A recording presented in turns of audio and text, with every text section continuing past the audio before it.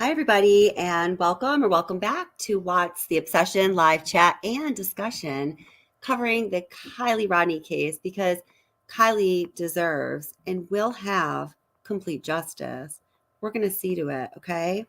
So, guys, thank you so much for being here. And for those of you that were here earlier, expecting this to start at 9:30, and I couldn't get to you, I told you guys I don't want to get into it because you're kind of not my stories to share, but both sides of my family, meaning my dad, who's married to, his wife, and my mom, who's married to somebody who's not my dad. They got divorced when I was like 20, I think. Just to have some things going on. It's just been a lot. And I love my family. I moved back to upstate New York because this is where I grew up after living in mostly Philadelphia, a little bit of New York, and like one or two other very city places.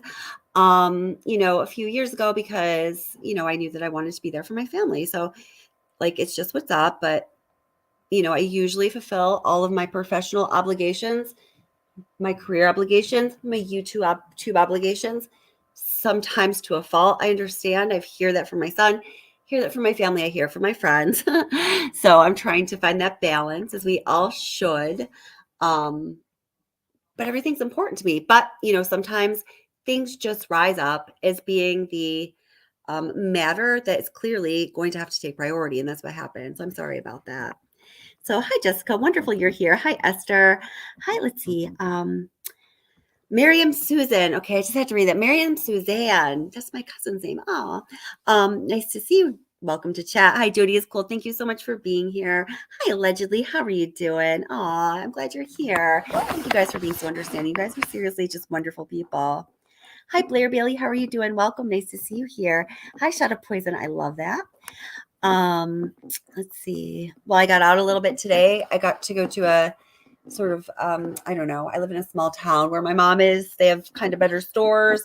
I got to do some Halloween shopping. It was awesome. I freaking love Halloween and fall. Oh my God, so beautiful.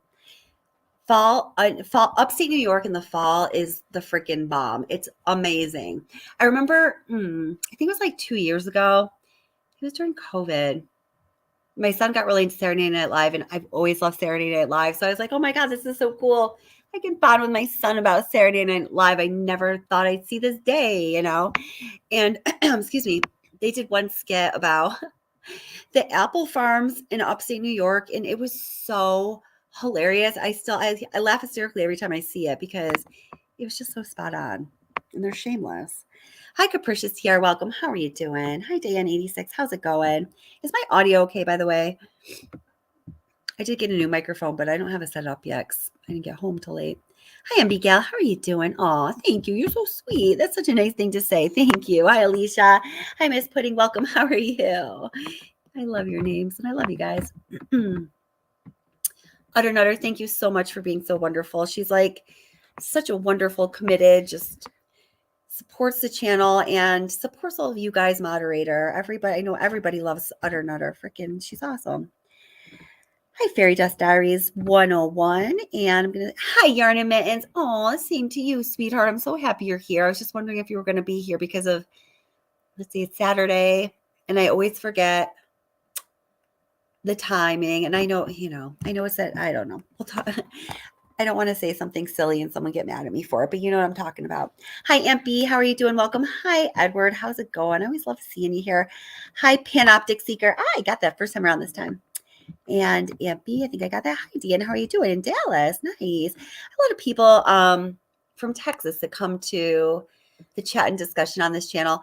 Also, a lot of our friends with lupus, like myself, that we all discovered that in talking about the Watts case and the issues surrounding Shanann's health challenges. We won't go into that tonight because, hi, Gregory Worth. Always nice to see you here. I'm so happy you've become a regular on the channel. All right. Let's see here. So I'm going to play something right here. Just let me upload it really quick. It's only a few minutes. I have to get a drink, guys. Sorry. I didn't drink enough water today.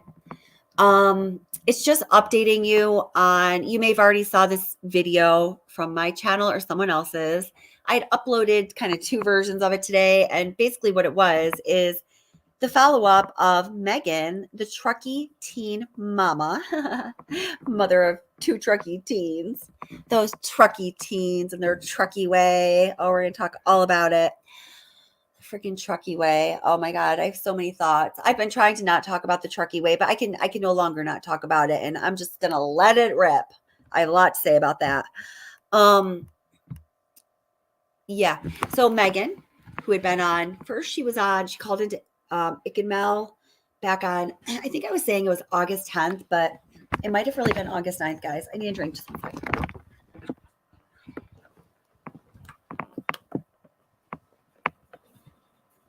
All right. And that was when Kiely had only been missing for a couple days. Now, the things that she said in that interview, I'm sure, or that whatever it was, that ramble on his channel, were so problematic considering that Kiely had only been missing for a few days, and I have laid them all out for you. I was going to run through the full gamut this evening, but because I just got home just before this live stream, I didn't get a chance to edit all of my videos, so I'm not sure. I got to think about how I'm going to do this, but it's going to be, you're going to see. It's clear, guys. Anyhow, then she ended up popping into chat and several other channels like she did here on What's the Obsession the other day. I think it was October 2nd. When my girl Suspicious and my girl RR were up here on panel, and they were just so amazing. And we ended up having like a 7.5 hour live. And she made all kinds of claims. If you're not aware of what they were, like I just said, she was up here for 7.5 freaking hours. Well, no, the live stream was 7.5 hours. Can't really catch up right now. For those of you who don't know, I'm going to play you the audio right now. It's only 6 minutes of the recording that Truckee teen mom Megan made without the other party knowing or consenting. And I'm wondering how problematic this is going to be, because remember, after she was on this channel and some other things came up and she brought some things up, and a lot of people who watch the updates on the Kiely Rodni case across the internet, across YouTube and across the internet, not just on What's the Obsession channel, we're saying, man, whoa, hold it. I like to follow and engage in the discussions about true crime just as much as the next true crime fan. But this is like for real, and we've got to get the authorities involved. Someone's got to call the FBI. So I did. I spoke with them a couple times, and I just gave them the information that I felt concerned about and everyone else felt concerned about. I know some other people did too. So I don't know. So this is a video. This video is the recording that Megan made when she was speaking to the woman that she encountered in the grocery store that the mouse led her to, where there was something about a snake as well. And you're going to see that she was making, in my opinion, a much bigger deal about what this woman said to her. And this woman is remaining anonymous. And in the recording you're about to hear, the recording that I'm going to play you, that Megan recorded of her conversation with this woman who is apparently a witness to watching Kiely's car go into Prosser Creek Reservoir. She didn't know she was being taped. Megan knew she was being taped. This woman needs to remain completely anonymous for that reason. Her voice has been changed in this recording. So this audio is like, it's okay. Conspiracy. I give Conspiracy all the credit for making the initial video. That was all Conspiracy. So the video that has the transcript is the video goes along. So you can hear the words that are spoken kind of, but the audio is so terrible. And that's not Conspiracy's fault. That's just how it came out when it was recorded in the manner in which it was recorded. It was still hard to make sense of it. So one video I read kind of like transcript style, and then I played it. But then a few hours later, Conspiracy came out with a better audio version. And then I worked on that better audio version for about 90 minutes while I was running around doing other things. I had my computer with me. So I'm hoping that this audio is okay. Without further ado or babble, here we go.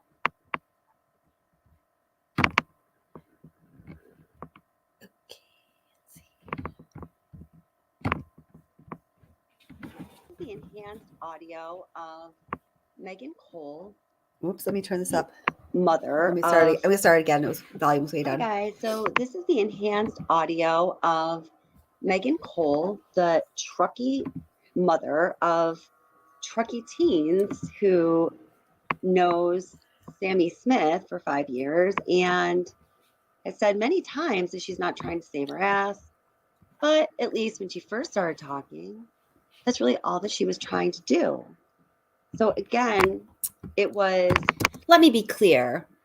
What I mean is when she first started talking, when Megan first started talking, everybody felt strongly that her main objective was to cover Sammy's ass. And without being asked or prompted in any way, shape, or form on Ikemel's channel, on my channel, and I'm sure on other channels, she's like, I'm not here to cover Sammy's ass, okay? I'm not here to cover Sammy's ass. You know, it's like, no, oh, hey. No one said it, man. We all are thinking it. That is true. I cannot tell a lie, but nobody said it, right? All right. Whoops, where'd it go? Okay. Oh, sorry. I'm not going to hit my key so hard. I know that bothers people, and I don't have my mic set up yet. I just get excited. Conspiracy T that created this video that provides the words that are being said or the transcript of this covertly recorded conversation, and that channel has just been doing awesome, great job. I give her all the credit in the world. And hey, just one thing, I'm sorry, I'm way back in chat. Aunt B asked, why did SF Investigates change his tune all of a sudden? We're going to listen to this video. I have another video that's finishing uploading right now for you guys. It's about 7 minutes long. After that video, that has a lot to do with Kiely Rodni's mom and the community. It's setting us up for what is to come. Please, please, please, if I get off track because I'm a little tired, bring me back to this question because, guys, I have answers for you. I have very clear answers for you. I don't know how this keeps happening, but I have been given a lot of information. Oh God, I feel nervous just like when I'm about to say, let me get back. We're going to get back to this, okay? I don't know what there's something, I don't know. I don't know. I might have to text some of you, my mods or something, and you can maybe help me out with that because I'm just not sure. Let us know what you think. Leave a comment below. We all want to know what you think about this case. All those numbers of no So you personally saw it. You didn't call the police, but you personally saw the car go into it. Well, I was because like it was super bad. So listen, guys, the result of, and you might be like, oh my God, that audio is horrible. The original audio was barely audible. So in effort to disguise this anonymous witness's voice, Megan really changed both of their voices. So the writing that is in white is Megan talking to this anonymous witness, apparently to Sammy, I'm sorry, Kiely's car going into Prosser Creek Reservoir between 12 and 2 a.m. Friday going into early Saturday morning, August 5th to 6th. And the one that's in yellow is that witness, okay? So we'll just do our best. But I just wanted to close this loop because, guys, here's the point. I'm missing the point. I'm not hitting this ball at all. This is all that Megan ever had. And it really ain't no thing. There, that's what I got to say. All right, we're good now. But let's listen. Mm-hmm. So was it early ending or early? Why my headphones just come on? For the love of God, people. Oh, they're unpluggable. Get my headphones back in so you don't get reverb or Okay. Let's see. Here we go. So between 12 and 2, I'm gonna write things down because that way because some people are covering things up, and I don't want, and I'm not mentioning your name. Don't worry, your name is never gonna be mentioned. So I just want to so that I, for myself, and I know you guys. That's why and I'm like, see what I'm. So I'm just gonna write things. Well, we already know this. Whoops. Because when I went to the rec center, I was like, we were drinking, right? Yeah. And I wasn't even 100% sure I saw that card because we were drinking and we were on our business. And so one, like, I turned and I saw that card got super close to the water and I was like, So it's like, did someone get out? Does everybody get out of the way? I don't know, we're on the other side. So here's like looking out, and this is where she went in, right here, and you guys were over here. Yeah. Okay. So she went, and so you saw it go into the water. It got super close. That's what I saw. So then, one of my friends is stretching. They were having fun, you know, and I turned and she's like, hey. So I turned, and then when I was like, so much fun. And then I was like, where's that card? But I didn't pay attention, you know. So You guys didn't call 911. I didn't call 911 because I wasn't sure where the card went. When I turned, and I saw the card. When you talked to them and you told them that, did they say that you already checked that, or they didn't say anything? They just told me. And I showed the guy. I was like, look. And then had to turn him up. And he's like, send it. What time was that at? Oh, you said, oh, okay, never mind, go ahead. Yeah, so I told him the clues, I told him what I saw, and he's like, okay, so, do you think if some those kids here tomorrow to show us exactly where you are you going to do? I was like, yeah, sure. I was like, you like what I saw. I was like, I can show you right now, I can go show you exactly what I saw. Okay. Yeah. And he's like, we'll give you a call. Someone will probably call you. They never called you. They never called you. So then when I saw... Who did you talk? So you talked to someone else? One of the investigators who brought me next to me. Because when I saw that when they took the call, I just told them. It was right where it was at. I was so... And that you saw it go in that night. And I straight up fucking showed him the spot. And I was fucking pissed when I saw that. Like, when they threw that out, I was like, fuck. Because they made everybody go look for 2 weeks, and they knew the whole time it was that. And you told them several times that they never. But someone said you guys called 911 that night. No, someone said they did. Someone told me I wasn't positive. I wasn't sure about it. Right, but when you saw it come out, you knew. Yeah, when I started doing that, she's missing. I was like, Mrs. Trousers. I'm so sorry that you had to go. I just still can't see it It's not fair. Because then they would have known had they, because someone didn't take you seriously, and that's really frustrating for you and for them, because I can see it in your eyes. Don't cry. It's okay. No problem. It's okay. You didn't know. It's not your fault, okay? And that's not you. So I want someone, and that's what we're trying to do, is find the right person that could have helped, that could have done it right. And I don't want you to be on social media. I don't want you to mention it on social media because you'll get attacked just like everybody else does. So if I mention it on social media for you, I know that it's okay. And I'm not going to say your name because I don't know your name. I just want to say that if I say, this is what I'm told, then you can hear it and you're like, okay, she did tell me the truth. Because I'm an advocate for these kids and for Kiely, and I just want to make sure that it's... So I might tell somebody else. I'm better at that. The first days when I saw that, I was like, this is awesome. They fucking paid more attention to our comments. And I told him, I was like, I'm ready. Anytime I can go right now to show you where I saw that card. So yeah, we'll tell you tomorrow to probably check it. But when you saw it come out, you knew it was the exact same place where you saw that card go into the water. My sister was there. I came in to that thing, and she saw it. She took a video of it. She's like, look to see where it was in the cup. Like, it was always like, I started crying crazy. I was like, that's the spot was cool. It's hard for you. But here, let me give you my number. This is my number. If you ever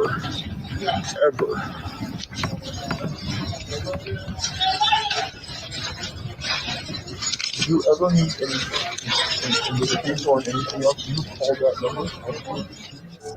Okay, so whoops. Yikesy. Okay. So let's see. I was working on that video, so I didn't even see chat here. I'm trying to get upload for it. So I mean, pre-planned to record, that is. Okay, let me check out the comments here. So, hi Turquoise, how are you? It's so nice to see you here. Turquoise, if you want to come up on panel here, you can give it a try. I know that you had tried to come up on Ari's channel last night, and it wasn't working. We could even here. I'll put the in case you want to. I'll put the link in chat just to see if you have the same problem here, if nothing else. You know what I mean? So we can figure it out. So hi Jade Hunter, how are you? Welcome. So Jade Hunter says 200 to 300 people attending that party would mean about 60 to 70 cars at a minimum. That's like 3 people per car average. Awesome, Jade Hunter. You did some of the crunching.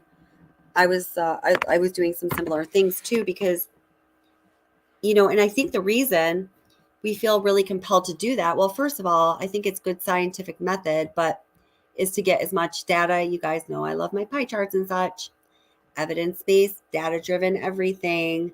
That's just been drilled into my head in my professional training and education in my career. And it's just kind of what I want when people ask me to believe something, unless I just believe them because I know them and I know their heart and I know their soul and I know their constitution and I believe them for that reason. But anyway,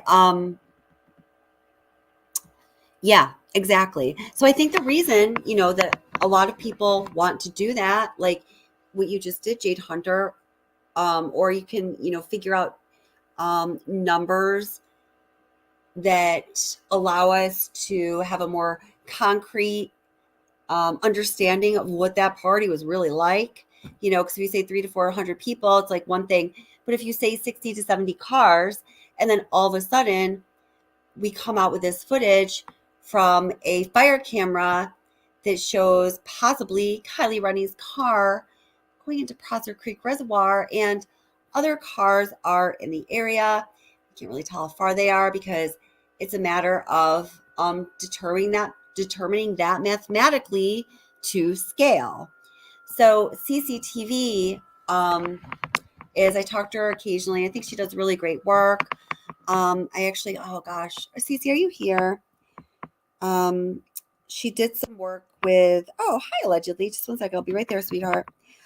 She did some work with that video from the fire camera. And we were talking about it the night that she did it because everyone was overlaying the daytime, footage over the nighttime footage, which was really smart. You get an idea of exactly where that nighttime footage that's really just black with a couple specks of light on it, you get a better idea of where exactly it is, as we're used to seeing that area in the daylight where you might recognize some of the features, the shape of the contours in this part of the lake, the way the boat ramp or boat ramp jots out or whatever it may be, right? So that was smart. I think it was good people did that. I was thinking about doing it, but my darn career got in the way that day. And by the time I got home in the afternoon, everyone had done it. So I was like, that took a lot of effort. Good for them, but I'm not going to do it now. So yeah, I'm sorry. I digress. So when we think about that 60 to 70 cars combined with those images we have burned in our minds now from the fire camera that may have recorded Kiely's car going into Prosser Reservoir, now that has like a lot more meaning, right? So that's cool. That's good. Let me say hello to Allegedly. Hi, Allegedly. Welcome. How are you doing? Nice to see you. Thanks for coming up. Hello, everybody. So seriously, I promise you, I have not been avoiding your lives. I just forgot to actually follow everybody from my other channel to my new one. Gotcha. No, that's cool. I mean, it's totally cool. And I don't always schedule them very far in advance anyhow. So I'm always always like, wow, these people came. It's awesome. I just love them. And we always have a good discussion. So thank you for being here. Yes, definitely. So we're talking about that new footage. I am not going to discount it but I'm also not going to, jump on the bandwagon. I feel you on that. I mean, think about it. The camera itself is so far away. And when you look at the lights, the light that they're saying is her, she has a small car. That would be bouncing everywhere because that's rough terrain, and it looks like it's floating. So now, for me, okay, I just want to add one detail. So along the same lines of what we were just saying, that Jade Hunter contributed that great little pie chart like data statistic that I love so much. Michelle, I don't know if you guys know Michelle After Dark. If you guys are not subscribed to Michelle After Dark, if you have not watched her, do not walk but run to her channel after this live stream because she is amazing. I'm subscribed to both of hers. Yeah. Oh, good. Awesome. Yeah. She's wonderful, right? She's very data driven too. And I like that. Yes. So Michelle said, I don't know if you heard this. Michelle had calculated the average of how fast Kiely's car was going. Now she's saying the average of how fast Kiely's car was going, making the necessary assumption that one speck of light that we have all been looking at, some people are believing is the headlights. So she has to make the necessary assumption in order to do that calculation that is in fact Kiely's car, right? So she came up with a number 11 miles per hour. And I trust her because she's not always right actually, but if she's not right, she'll come back and tell you she wasn't right. And she's very detail oriented and meticulous in her work. Absolutely. But we also are leaving out the fact that there's distortion of the camera itself. That's the first thing. Like if you took a small camera that's not that great of a digital camera, like a really cheap one, and you recorded from a long distance, you have visual distortion. Right. Sure. Yeah. So remember that those are only used to find ignition. It's not used to find cars. It's not used to find anything else. Oh, hey, that's a great point. Yeah. So with those lights, they're going to be, especially at night, anything that's a light will be extremely bright. So it could be literally anything, a lantern. Somebody could have been pulling a boat on a quad and they could have, skidded off to the side as the boat flowed out into the water. So anything could be possible. But so I see you came up here to pull the lever to ramp it up on the roller coaster ride. Well, I'm just putting out things that people aren't looking at. No, I'm just kidding. These are very good points. Because look at all the other vehicles. These important are to consider. Yeah. Right. They're all-terrain vehicles. They're large trucks, stuff like that. They're bouncing all over the place, right? You see the lights hitting the trees. They're bouncing everywhere. They're ricocheting everywhere. Now, how do we know they're all-terrain vehicles? Well, most of the kids there had trucks they were talking about, trucks and Jeeps. Sure. So when you think about that, these are big vehicles that are meant to run across that stuff. Whereas her car is a smaller car that somehow managed to not bounce around. It flowed just like I hate to say this, like Tinkerbell through the air. Right. It was just I get it. I got floating, it. Yeah. That's what I thought too. Right. And when you watch it, it was a little eerie like that. Yeah. What if there was mist? What if there was something else and it was visual distortion? And I'm not saying that's what it was. My theory is I'm sticking to it no matter what. But anytime something else comes out, I always try to evaluate it. Sure. And you're from upstate New York. I'm from upstate New York. I used to camp in the Adirondacks, the Catskills, out in Minerva. Yeah. That's right. I know where that is. Yep. My father, he used to bring out his binoculars and he would set up his telescope and put cameras on them. And he had a 35 millimeter camera with a telescopic lens. And he would show me like different things. And I'm like, oh, the road's right there. And he's like, actually, it's not. It's further out or it's closer because it's distorted by the length and the camera itself. So it's not going to be a perfect shot. And everybody's definitely wanting to say the people that say she went in on her own, they're 100% pounding it out. The people that say, no, it was something else, they're saying it could be anything. For me, I'm just going to give the information about cameras. Yeah, no, that's good. I really appreciate that. That's such a, I really appreciate that. That is so valuable because everybody, has something to contribute as we work towards looking at the whole picture and discerning fact from fiction, right? But nobody is an expert in all areas. And, and some people just like, they make a conclusion because they're very excited. But in a way, in order to do that, even though people I don't think are necessarily saying it in like a pompous way, but some for sure are, you have to kind of say, well, I kind of know everything about everything. So I can, of course, make that conclusion, even though we really just see some specks of lights some of them floating around like Tinkerbell on, It on a makes black sense, though. screen. Yeah, What they're saying yeah, does make sense. They're like, it look, it's does. the only Yeah, car that went, and she right, accidentally took the right that we're talking about. But right, also, we know something about water. It magnifies, right? Here's an right. important That's factor. this You is can great. take a sandwich baggie, fill it with water, and actually start a fire. So Right. you can do that because it magnifies light. So if her car went in Wait, the say that water, again. You can do what? I don't think I know this. So you can do what? Can you you say that can again? actually start like if you're in the woods and you're lost and you have a Uh-huh. sandwich baggie and you've already eaten your Oh, sandwich, save it because you could fill it with water, twist it, and just start moving it around until the light harnesses through it. It's oh like a wow. magnifying glass. Also, you can use it like a magnifying glass. Oh, So when you cool. think about that, if her car went in the water, and I'm not saying it didn't, but let's say it did, you would see the lights traveling in the water. You would see when the car flipped that the lights would dim and then come back on under the water and then die out. I didn't see Okay. any of that. I watched it Hmm. like a billion times and I'm like, come on, show me the refraction of light Okay. within the water. And there was nothing. Like her Wow. headlights seemed to not hit anything around. It was just a floating light and it went in the water.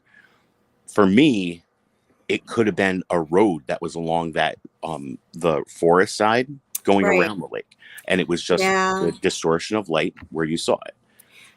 I initially considered something like that. I don't know if I'm envisioning the exact same thing you're talking about because you know much more about this refraction of light and whatnot than I do. But I was envisioning some different situations. Now, these are all excellent points, and I'm so happy that you're saying this because it is, regardless of whether or not this is Kiely's vehicle or not, it is a stark reminder to all of us the critical importance of taking into account the range and number of variables that you don't know necessarily enough about because no one's an expert on everything to account for that variable in the equation in the final analysis, right? Right. So even if you don't know what the outstanding variables are that you haven't solved, if you just keep in mind that there are those variables that are at play and no one knows everything about everything, I think it helps for everybody to maintain a more open mind and to be less bullheaded and like ignorant and, attaching themselves to a position that ultimately doesn't make sense. You know what I mean? So, Right. yeah, 100% agree. But here's yeah, the next catch. So if this is legitimately her car going in the water, the police, the FBI, and Adventures with Purpose have a lot of explaining to do. And to be honest, it's not going to be pretty if that's the case. If they say, yeah, right. we actually have another video of this, now Adventures with Purpose, they're going to be looked at as, clickbait. Yeah, And because I mean they have maintained all along that they have more to disclose. And I will admit I love Adventures with Purpose. I support them wholeheartedly. I probably will always support them wholeheartedly. But it did strike me as a little funny when the way they explained how things may play out involving them in this case. It's dependent upon what law enforcement, rules out, releases, basically right? releases. We're going to go this way or another way. And we already have the videos made. I was like, what? Like, I respect their deferential, position towards law enforcement. But at the same time, I also feel, man, they are the only people who are really, truly, they have standing to be a little more firm and demanding of answers from law enforcement than anyone else in the world. Well, maybe her family, but they're not really, well, her mom's not. So yeah, I hear ya. Yeah, I don't. Well, I Yeah, mean, the mom, I understood that. Like at first, I was like really confused about that because if my cat gets out, I'm in panic mode. I yeah. freak We were out. talking about that last night. Yeah, Right. And it's like, and then I started thinking about it and I'm just like, you know what? She was probably told something by law enforcement. And that's why she's right. like, everybody back off because we got this. Um, but it's a really weird situation, with her. Then you have Mm. everybody else. Actually, wait a minute. Would you mind staying up here? Could I pause you right there? Oh, wait. Her? Oh, hold it. Oh, no, keep talking because the video's not done uploading. It's going to be like another 2 minutes. But Okay. that's a perfect segue into the next thing I want to show you. Go ahead. Right. So, I mean, it's like with Adventures with Purpose, they did say they had 2 videos ready to release, whichever way this goes. And what that tells me is I thought originally that they were either they have a video for the arrests or a video for one arrest. So they were like, you know what, this person's directly involved. We're going to make one video, but if there's more, we're going to have the second video. Now, you know, it's like Doug said, 100% Nick, everything he said was 100% correct. And I don't know. Yeah, that's what do you think of that? If this video's right, yeah. What was he 100% correct about? Well, exactly. I'm going to be honest. I'm a little nervous for that because I don't want to doubt them. It's kind of nice to be able to say, hey, wow, those are really good people. And I feel comfortable putting my faith in them, I love them. I've been with Jared ever since Jared was swimming around picking up garbage in water. Yeah. I was with him when he met Doug. I watched every time Doug pulled all that stuff out. Wow. Now, think about this. The day they released their Kiely video, you had to pay. I paid $6.99 for membership. I didn't have the $4.99 offer. So I paid $6.99 along with another creator that I was on the phone with the entire morning when I'm there. We're like, it's dropping. I'm downloading it right now. Yeah. And another person called me and we did a 3-way call because I wasn't going to hang up. Right. And I got the video and I started watching it immediately. 45 seconds. I did too. Yeah. And for that day alone, imagine if they only had 500 people that bought membership. Yeah. Think about how much money they made. Yeah, totally. So if this turns out to be Kylie's car going in the water, then God. They're going to lose all credibility. You know 100%. What? I'm going to be honest, allegedly, I had certainly thought about the perspective, of, what that would look like for law enforcement. Right. And I have some things to contribute about that I think might surprise even you, but I truly had not yet thought about the impact that would have on how we would all have to view and the questions that would have to be necessarily asked to Adventures with Purpose. I kind of want to cry. No, I don't want to cry, but that's something to think about at least. I mean, it bothers me mentioning it. I'm a huge fan of theirs. Yeah. I mean, if you go through, you'll see my actual main account at Scott Dubois. That's on there all the time, making statements and comments. And I'm like, you guys are great. Yeah. But if this is the case, that's like not good. Think about all of what they did to reach their 2.49 million, 2.59 million subscribers. Think about that all being lost. Yeah. Because of this, they can no longer do what they do. Yeah, I mean that would be really bad. And I mean, I know I did a couple live streams. Before the Kiely Rodni case, I would do like, little documentary style things on other cases, but I really was sticking to the Watts case because I feel there's such a critical issue of injustice there. I could talk about it all day and all night, obviously, and I've done it for a while, but we definitely have to talk about it because I'm dying. Like I've been like, I hope she messages me or sees my messages when I'm like, hey, reach out to me on social media. So now I have all my links. So I'm going to probably send that to you. Because I really want to talk about the Watts case. I'm like going through it all. Email me and then I'll give you my better contact information and we can touch base on that for sure. I'm going to do a Watts live stream on, I think it's going to be Monday night at this point. So yeah, I'm going to be there. It's going to be a big one. Yeah. I've gotten some good stuff lately. So. Oh, and guys, everybody, please hit like. And if you want to subscribe, actually, I would definitely subscribe because this is good. This is a really good channel. Thank you. I appreciate that. 100% like. I always watch when I'm sitting there. I always see how many likes there are. And then I look to see how many are listening or watching. Right. For those that are listening, in the chat, I'm typing, please hit like. So. That's awesome. Thank you so much. I appreciate that. And yeah, and it's a small thing to do. And anyone who is a creator knows like it really does matter. So I really appreciate it. And I appreciate you guys being here and everything. Everyone, you guys are amazing. All of you are amazing. Well, think about it. It's a free way you can help her out. Think about that. You don't have to become a member. If you want to, I'm not saying don't become a member. Yeah. I'm saying if you can't become a member for whatever reason, just hit like and subscribe and you're right there in the, in the trenches with her. I always felt like, before I even had, I can't even say before I had a channel because honestly, before I had a channel a year and a half ago, I had no effing clue how YouTube worked. I was like so ignorant about anything having to do with like these platforms and whatever.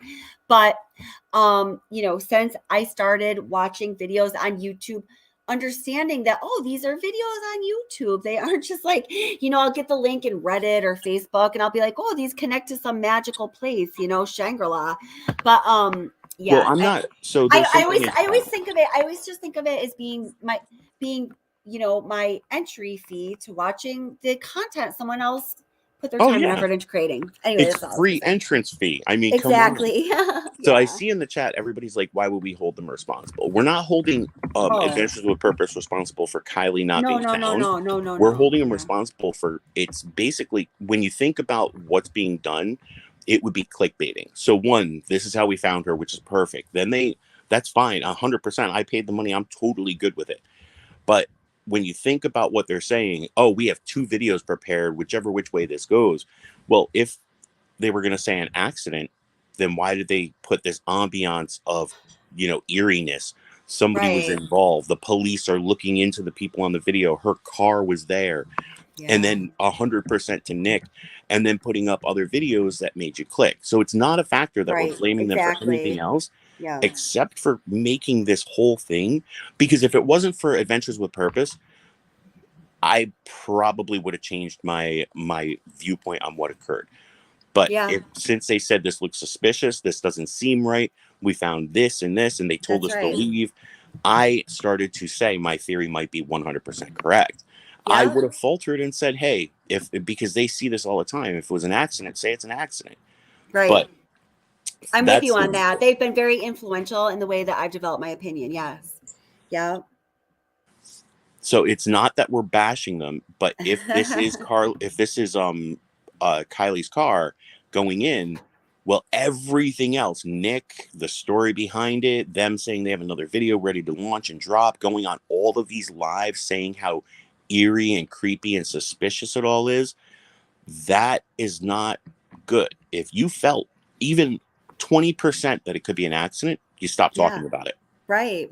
Simple. Yep. That's right. Let's see. Wait, who's this? Hold it. I'm going to read a couple things in chat here, but I don't want to go too far back, but I think I missed some good things. What? Wait, why? Hold it. I'm getting reverb. I don't know why. Hold it. Just one second. Let me find out why that is. What's going on here? There we go. I think that's it. No, here, wait. Let me just go through it. Let me close all my windows because I don't want to be adding that bad noise. Just one second, guys. Sorry about that. Close. Whoops. Man, I got a lot of windows open. What the heck am I doing here? Who is this? Kiely, Rodni. Oh, that was CCTV. CCTV, are you here? I don't even know if she's knows I was going live. I might play a little. She did some work. I said, with that footage, I thought was pretty good. She's played things for my channel. I'm sure it'll be fine, but I just like to ask first. Oh, the Truckee Way. Oh my god. Okay. All right. Let me try. I'm going to try to grab a couple things from chat here. Chat. That's what I'm saying. Aw, thank you, Aunt B. Aunt B says, thank you, everyone. What a great channel and chat group. It's a really great chat group. It's the people here that make the channel. They're amazing. And yes, Miss Enigma. Also, Michelle After Dark is also amazing. Oh, absolutely. She's wonderful. She's like awesome. She is one of, that hers is one of the channels I will go to if I'm, watching something that's true crime and there's like kind of people say there's breaking news or there's a lot of controversy. She and Plunder I will go to kind of get the grounded version of things if I can't access it on my own, independent of YouTube. Absolutely. The ones that I usually hit right away are Bill from Police Off the Cuff. Oh, I don't ever watch that. I'll have to subscribe. I don't think I'm subscribed. Him and Duty Ron are Duty Ron is good. Okay, and, Ed Wallace, they all work together. They're all New York cops. And I always go to them because all of the stuff that I do is based off of manuals for the FBI and for detectives on how to conduct crime scenes and stuff like that. So my PDF is filled with all these books, and every time I read them, I scour them every day. And these guys are right on point when they start talking about stuff. Yeah, no, they are. They definitely are. Now, all right. So here, I've got a couple questions. Oh gosh. One Camera is inaccessible. Didn't know. So and welcome, by the way, says one creator said that the camera is inaccessible. Has that changed? So it was, accessible for a while. Within 24 hours of, this really kind of blowing up on YouTube, and people starting to make videos, I know, it was inaccessible. Let me tell you my little story here for what it's worth. Okay. So, all right. So somebody had been, I've been covering the Chris Watts case for about a year and a half, and some weird things have happened, and some things have happened to me in my actual, real life, where people went real life, and some of mostly only a couple of my few, not even all my moderators, they were very bad, and they had extremely critical consequences for myself, my family, whatever. I don't want to go any more into that, but that did happen. Okay. So now, but it wasn't until I started talking about Kiely Rodni did, even more stuff start to happen. 3 weeks ago, for example, my computer crashed. I was about to do a Kiely Rodni live stream, and I mean, it crashed in a catastrophic way that I had never experienced before. I didn't even know if I was going to be able to recover a damn thing from it. Now, fortunately, most of my critical files I have backed up on a thumb drive or something or whatever, a number of different ways, especially like the original Watts Discovery, which is like gold. I have it backed up in a couple places. Now, listen to this. When I did get back into my computer, I immediately noticed that I had to travel carefully. I called my friend up, I call him my computer dude. I wanted him to get back into it with me because I didn't want to, open up another vulnerability. So whoever could get deeper into my computer and into my life, right? So I did notice immediately that there were a lot of corrupt files, and it wasn't really until I started trying to create videos and I was doing live streams did I notice that some files were absolutely gone. Here's the interesting thing, though. The Chris Watts Discovery. Now, it wasn't the original one, but it was a copy of one. It didn't say whether it was an original or a copy. It was the one that was probably dated back on this computer the furthest. There were some other things having to do with the big questions we have in that case about corruption, like the files I had files called the redacted files that had information about Nicole Kessinger and what was redacted in the discovery and what I had learned independently, and some through a friend of mine who's an attorney who talked to somebody who was very close to that case. It's literally gone, and I still cannot find it on that computer, and neither could my friend, the computer dude. That's weird, because now that you mention it, I've been telling my friend Rob and another creator, I was like, hey, ever since I've been doing Kiely, my Facebook Messenger, every time I'm talking about it, will crash, completely crash. I won't even go on Facebook right now. I will not. I won't even do it. It's not worth it to me. Yeah, that's right. And it was interesting to me that this level of intrusiveness and invasion and an attack on my digital everything did not happen until I started covering Kiely. But what I've noticed that has been touched has to do with the Watts case. Now, granted, I had over 7,000 files about the Watts case on my computer, whereas I only have maybe 100 on Kiely because it's new, right? Right.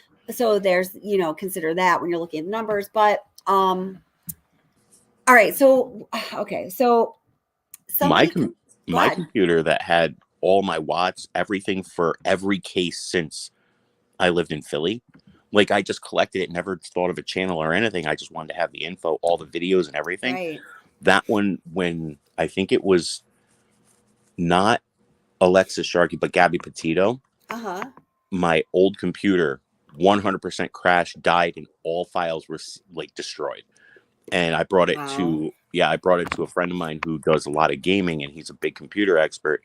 He's like, it's unrecoverable. And I said, dude, it can't be. Compressed files are always recoverable. And he said, dude, you must have went to some bad site and you got a whole bunch. And I'm like, dude, this computer is only for true crime. And he's like, I'm talking about porn sites. And I'm like, I don't go to those, dude. And he's like, well, there's something that crashed your computer and seized your hard drive. It like totally won't work. So all of those files are gone. I'm starting new. Wow. That's wow. Well, whatever you need of the Chris Watts files, just let me know. And I mean, I can give you anything. Literally, I think I have everything. So, but that's crazy. But so about 2.5 weeks ago, well, it's almost about 3 weeks ago now, whatever, about 3 weeks ago at this point. Well, a lot of people have been contacting me about the Kiely Rodni case that I don't know, who aren't part of the channel, who I never run in on YouTube before. And sometimes it really truly is just somebody I had met on YouTube, but is, seeing my material on YouTube. Other times I just, no clue. They didn't make any mention of meeting me on YouTube.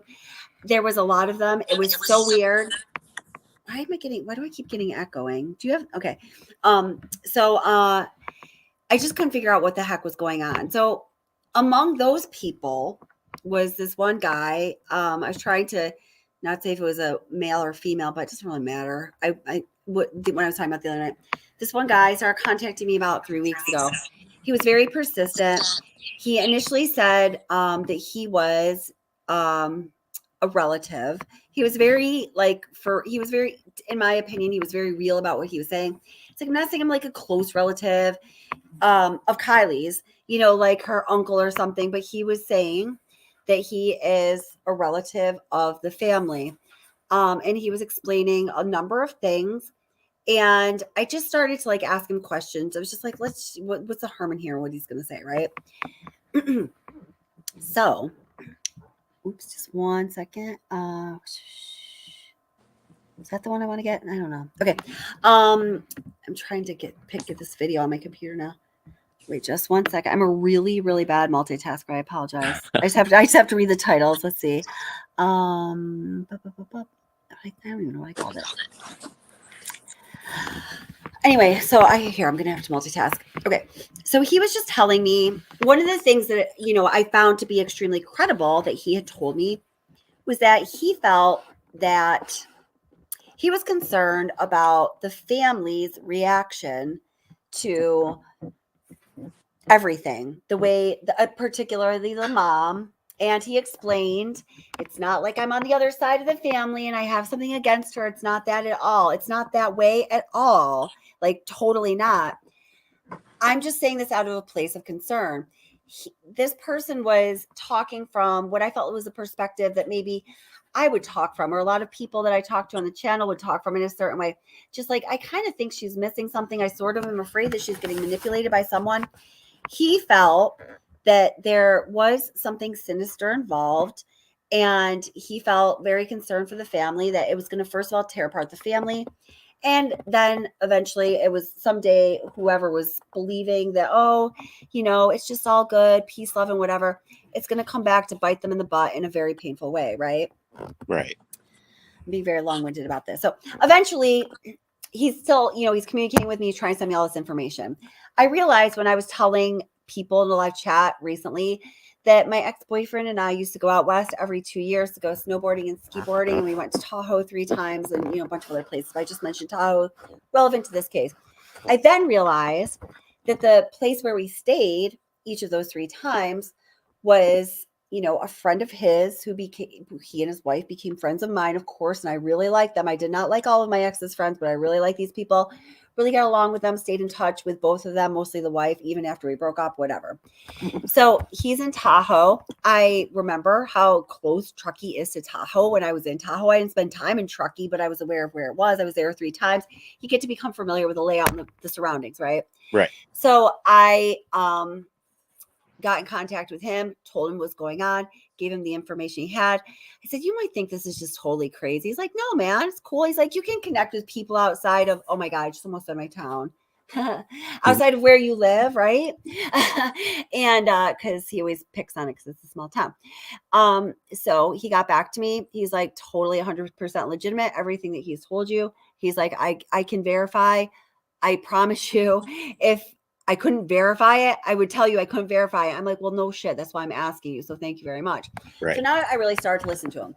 Where am I going with this? This same person sent me the day that this footage came out, the fire camera footage.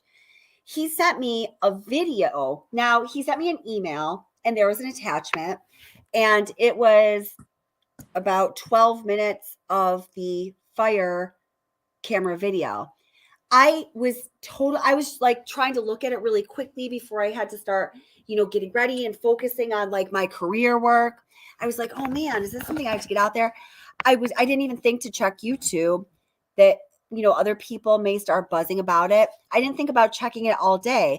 I just assumed it was something he sent to me that, oh my gosh, like he sent this to me. I better like put this out there to see what people think. Right. Right. So it wasn't. So when I went back and looked at the timing, now I am getting long-winded here, but I want to know what you guys think about this because I'm trying to figure it out. I received that email from this guy who is a local, who is distant relative of the family. This is confirmed and vetted by someone I trust immensely. And I guess you're just going to take my word for it, but I'm just telling you what I got. Okay. It was, I called the FBI earlier that day because the night before Megan appeared on my channel. I had her come up with an open mind like I do with everybody. After we got off our 7.5 hour live. I looked into some of the things she said. I was reading comments on not only on my channel, but across YouTube. And people were saying, guys, this is getting really freaking weird. Law enforcement needs to get involved. This has to be reported to law enforcement. This whatever has to be reported to the FBI. I'm like, well, hell, why is everyone saying this? And is anyone doing anything about it? I'm going to report this to the FBI. I have it in my hot little hands. A lot of it was on my channel. I mean, I guess I could take the position that means I'm responsible for the information, right? Right. So I did make those reports to the FBI, and I was in contact with them a couple times that day. It was the same day the video came out. I talked to the FBI early that day. I received the video from the local guy that I now trust a few hours later. And then a few hours after that is when it started like really circulating around. I don't know what to make of it. And I'm not saying it has to do with me. I'm just trying to figure out that timeline from my perspective. Well, the one thing that I always think about, one, you've already vetted him like 100%. You reached out to somebody that doesn't even know that he doesn't know anybody. So you made sure that it was legit. Yeah. And if you have that video, I'm curious that, and this is just, this for a fact. If I live near Albany, so if anybody looks at a map, you're looking at Albany, Troy, Cohoes, that region. It's all city. It's all city. It's towns, cities, but there's not huge forests anywhere. So for us, if there's an emergency, we call 911, fire truck and police come, right? Right. But if you're in the Adirondacks and they call an emergency, they say, hey, get the forest rangers and check that footage to see if you see anything. Get the helicopters out, get the boats out. So I'm curious why a place where it's a camping situation, where people go there, tourists and everything, why didn't they follow the same guidelines that they normally would for anybody that went missing? Not just a young girl, but anybody. Now, when you say mom called the police at 8 a.m. and they started going out and looking, what did they do? I mean, honestly, the car's missing. She's missing. Maybe they thought, oh, she's probably at a friend's and she'll come back in a couple hours or later in the day. But it seems that they didn't do anything that I would assume something at a resort type area would do. Right. So for this guy sending you the info, this is just a normal guy who's like, hey, we have this video up here. How come the police didn't think about that? Right. Doesn't it look over that? Okay, well, let's pull that video and see if we see anything from that night. Right. Exactly. Yeah. No, that's exactly it. It was just interesting, like to the person in chat, like the question that from my perspective as well, all of these things really came to a head in this really was serendipitous or questionable timing. I don't know which it is, Right. And this conversation that this person had, and it was secretly recorded. Yeah, it could be a 100% legit conversation where the person was like totally on the level. But as we know about people who get excited when they're talking about something and they're getting attention, they start saying things. Right. Whether it's true or not. I have a horse. Right? I got that take. Yeah, right. Exactly. Yeah. I have a horse, and you know what happened? The horse ran out in the field, and then 50 Mustangs ran by him. Seriously. And they were like, look, but there was no Mustangs. There was nothing there. They just needed to add to the story. And I think that possibly some of the story is correct, but I'll be honest with you. If I saw somebody headed towards water, I turn my head and look back and they're gone, completely gone, not driving down a road, a path, parked somewhere. Oh, right. You would call 911. Hey, guys, stop partying because somebody just drove in the water and I think they're not okay. Yeah. But instead you go, I'll wait. You know what? Because who cares if we call 911 and, you know, maybe she could have been saved if I opened my mouth. But instead, I'm just going to wait. I'll wait like a couple days. And if we don't hear anything, that means it was just nothing. No, I'm sorry. It's just like hearing a girl scream in an alleyway. Exactly. You're not going to walk by and go, oh, she's probably okay. Yes, exactly. Yep. Now, okay, here's another thing that I would like to clarify. I think I tagged this or I highlighted this in chat. So, hi, Appalachian Crochet Design. How are you? So, Appalachian says, cops hold Adventures with Purpose not to search there. Not sure why they are so attacked. They can also be told by police if you mention XYZ, you can be charged with an obstruction. Now, guys, this is I've been talking about this a lot lately because I really do feel, you know, on my channel, it's one of my missions to wherever we see it can be done is to set the facts straight. And hey, when you guys do the same for me and you do, I really appreciate it because I want to know the facts and I want to be, you know, distributing the facts. It wasn't quite like that. So now listen, I can't pull up the newspaper article because every time I do, I get copyright on it, which is really weird. I don't know why, but it's the, let's see, I think it's independence.co.uk. That's the newspaper. And there is an article. I'll tell you the date on which it was written in a little while. Again, the multitasking thing. And the article really, like, it lays it out. And it says that, you know, the author of the article talks to Josh. Yeah, Josh, who is speaking. He's a member of AWP, right? So what he says was, I got to get you the quote because I don't want to paraphrase this. Just one second. I just can't put it up on the screen. Well, while you're looking for that, there is something I want to mention about the discussion. So when AWP, I think they were in Wisconsin. I might be wrong, but I think that's where they were looking for somebody at one point. And everybody on YouTube, all of us just started messaging them saying, hey, come and find Kiely Rodni. So they announced that they were going to come and help the search. And I remember that it wasn't just that announcement while they were out of state, but when they got there, before they really talked to anybody, including Nick, the roadside assistance guy, or maybe it was just outside, they gave a statement. And I remember it, I can't find it, which is killing me because I remembered Doug sitting there and he said, the first thing we're going to do is hit another lake. And they showed a map and they showed the two sections circled. And they're like, there's one at this point because the police have cleared Prosser. So there's one at this point and there's one at that point. We're going to consider this a normal investigation, but we're going to check where they told us to look first, which was Boca, because supposedly there's other parties going on. I can't find that video anymore. It's gone. Okay. But he said authorities are leading us to Boca because with information that the public doesn't know yet, which were the parties. Then they met up with Nick from Roadside Assistance. Yeah. Oops. Are you still there? I can't find that video, like anywhere. All right. So this is what I gathered. Okay. So first of all, what you're saying there, the part that, you know, I put in a couple of my videos, so I remember it clearly, and there may have been different things. They may have been edited different ways, you know, that Doug had said was, I mean, he came out and said it, that, you know, they were looking at that area like, oh yeah, like Boca was on my radar too, based on, you know, the calculation that he does, like the X square miles surrounding the correct. Yep. certain 100%. points, you know, and I don't want to, I'm just paraphrasing. I don't want to try to quote him, but what he says is, you know, it was already on my radar anyway. And he's talking to the camera at this point. So it was footage that was intended for their, you know, dramatic video. You know, so then, you know, basically because of running into Nick, we're going to start at Boca. And then all of a sudden they're, you know, showing a little footage at Boca, but he may have said something different at some time too.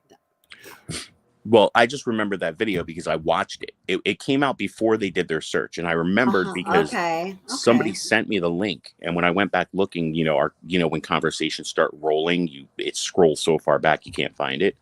Yeah. And I clicked the link and I watched the whole thing while it was working, and I was in a Zoom meeting. That's why I remembered it so clear, because my TV's on the other side of my computer monitor.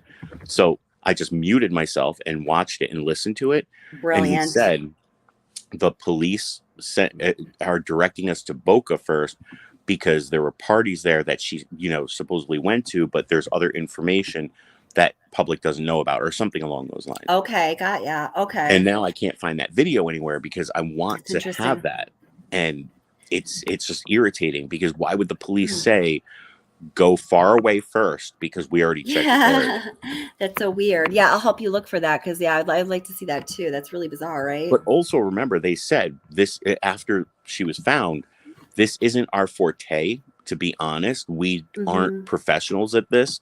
So for them to come and find her, we're very thankful. They were a little bit butthurt, but they were still thankful. Yes, but yes. You can't say we completely cleared it and then say, well, we're not really good at water search. That's right. Yeah, that's right. That's right. Well, here, let me read you from this article. I found the article that I was referring to, and oh my God, there's so much more on this too. I have so much to share with you guys, man. I wish I had time to get the material all together today, but it's going to be a finished product eventually. But we're talking right now. So, let's see.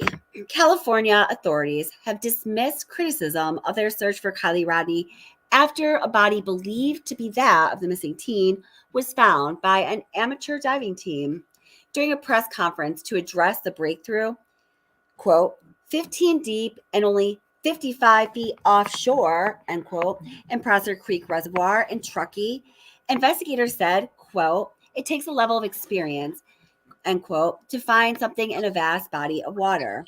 Officials were questioned about how volunteer group Adventures with Purpose, AWP, was able to locate the vehicle believed to contain Kiely's remains within the space of a few short hours in the same lake that law enforcement had been searching unsuccessfully for 2 weeks. Now, here's the quote. Wait a minute, I just got to scroll down. Captain Sam Brown of the Nevada County Sheriff's Office refuted claims from a diver with AWP that they were told that the lake had already been searched extensively, saying that law enforcement officials shared maps, ping information, and location with volunteer organizers. Now, here's the quote. This goes on to say, the Adventures with Purpose folks, this is a quote still from him, the sheriff, did a fantastic job at being able to locate the vehicle as quickly as they did, based on, again, lots of heavy lifting. And the folks behind me have done based on the heavy lifting the folks behind me have done over the last couple of weeks, giving a nod to his peeps, oh shit, where's that quote? I'm sorry. Where's the quote? Hold it. Wait, here. Wait, it's further down. Where'd it go? Okay, it's here. Here. Hold it. Yeah.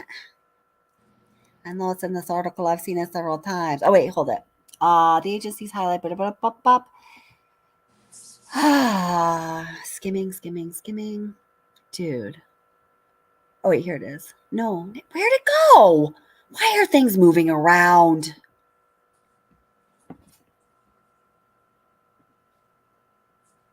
Because it says Josh from... Dude, it's not here now. I swear to God, we know it's not who here Josh is, right? Josh yeah. Video. Yeah. Yeah, and he's... Man. Damn it. I have it in my screen. I have it in my screenshots, unless someone came in and deleted them. I don't freaking know what's going on here. This is nuts. I think it's right here. I don't know. Weird stuff.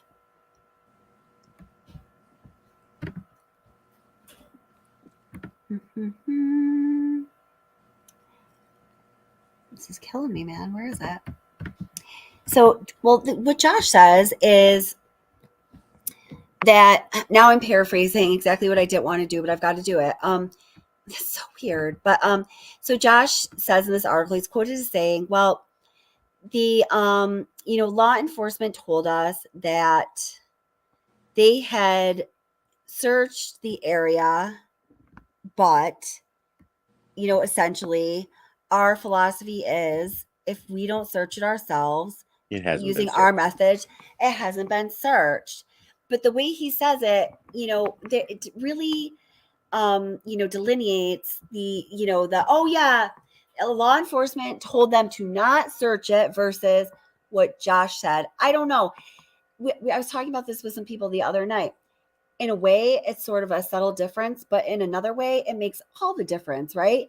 Because it could be the difference between law enforcement just saying, hey, man, this is what we did. You know, it's really hard for us to believe that we screwed this up, that we searched it and we didn't find her, but like, here you go, and, you know, do your thing. That is much different than saying, hey, we've already searched it. Don't search it. You don't need to search it. Because the latter could possibly clearly indicate intent to, you know, obfuscate the situation. Yes, exactly. Yes. So exactly. Anybody in chat, do you recall if Prosser ever announced, because I remember that it was said on a press conference somewhere, or they said it on the news, where they said when the other team gets here, the dive team, we're sending them to a different location because we've already cleared Prosser. Ah. Now, the reason that I bring that up is there was a news article later that supposedly the leader of their dive team came out and said, look, just so you know, we don't get things like this all the time. So nobody wants to volunteer to go in the water and look for somebody, especially a child that's missing. They always want to, you know, it's few and far between and people have to volunteer.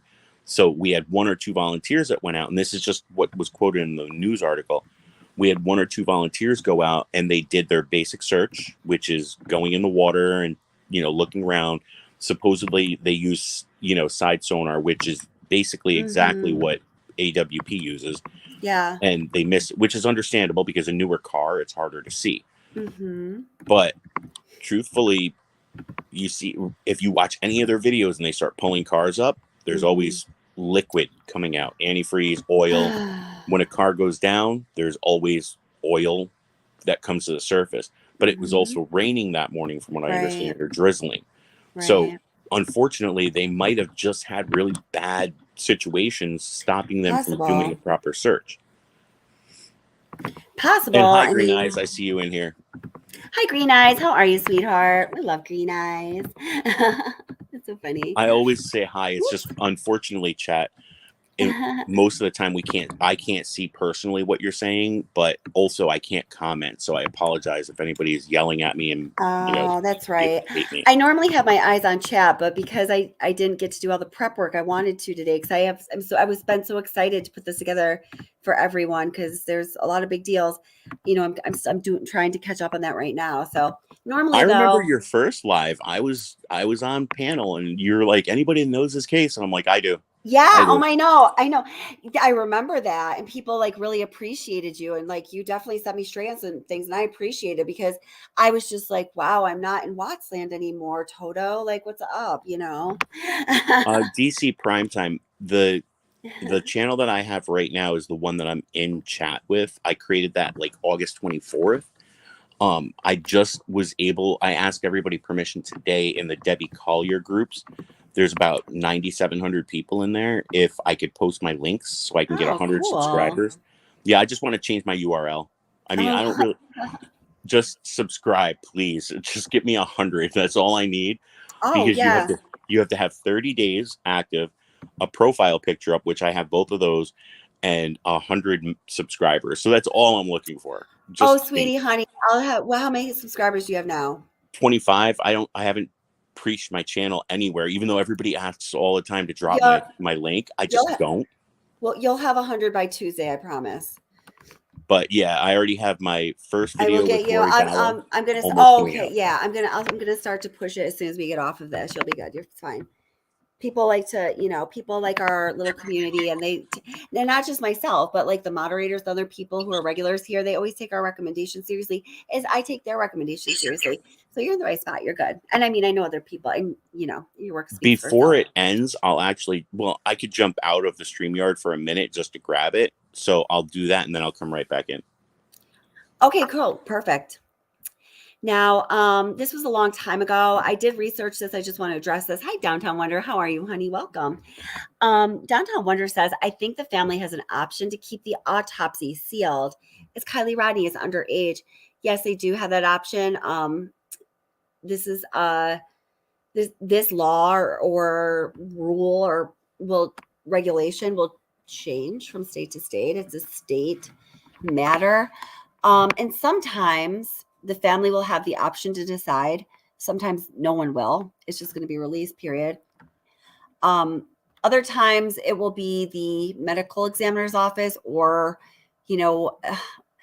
one of the, levels of the law enforcement and or judicial system that is connected to the jurisdiction in which a death occurs. It can get pretty complicated, but in California, my every understanding is that yes, in some way, shape, or form, and I'm not sure how much they would have to go through in order to do this, they could seal Kiely's autopsy results. Does anyone know anything about that? Do you have any information that is different than what I just said? If you do, don't ever be afraid to go ahead and speak up. Just like I was saying, allegedly had to set me straight when I did my first Kiely Rodni live because I, had just gotten some information incorrect. It's easy to do. And he knew that is not what I wanted to be doing. So I appreciated it.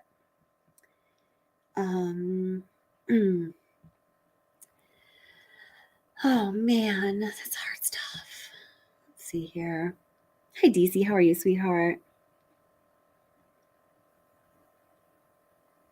What's going on? What's on? What's going on, Yarn Mittens? Oh, Yarn and Mittens, relax. You're good. You're okay. Oh, go do your thing, honey, if you have to. I so appreciate you're here. You're such a sweetheart. You guys are all wonderful.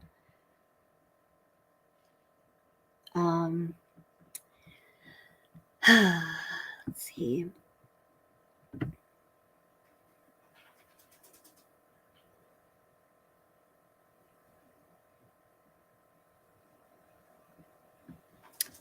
Yeah, he's going to put it back up. I'm just trying to read some of this in chat.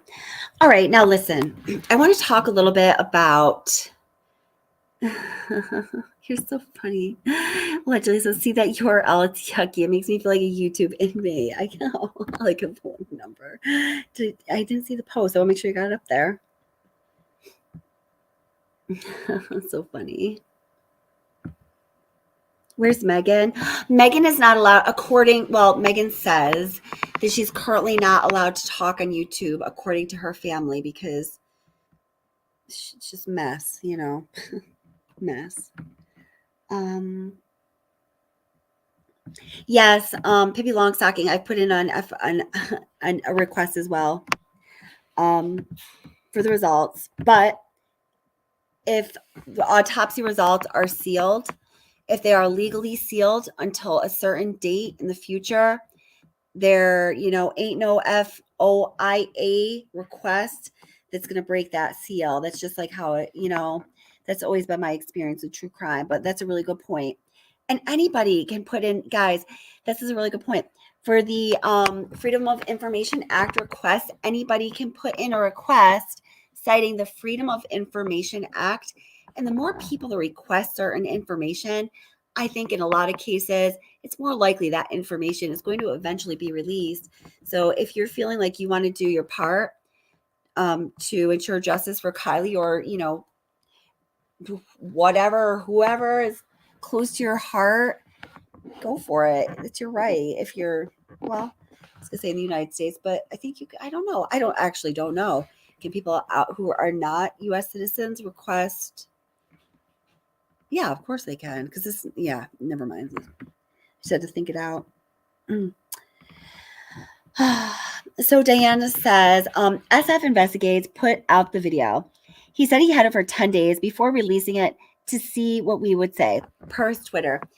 Okay, this drives me fucking crazy. I'm sorry. Are you talking about he had the video of the fire camera? From the fire camera? Because I received that in a video form sent to me. I'm just saying personally, like I am special. My situation happened to be, as I was telling you guys, I received a certain number of minutes of that footage in an MP4 format from this person who I eventually vetted, who'd been contacting me, local to Truckee, who's close to the family, and who for a while I suspected, I saw that Paul and Plunder apparently, and I didn't really, I think I heard about it once and I wanted to go back and watch it and then I couldn't find it and I forgot about it, had corresponded with somebody who was a distant relative or, extended relative of the family. For a while I was wondering if it was the same person, but I need to get back on that. I don't know if it was. Well, I actually asked and he was like, no, I'm not talking to anybody else. It has a YouTube channel. But who knows?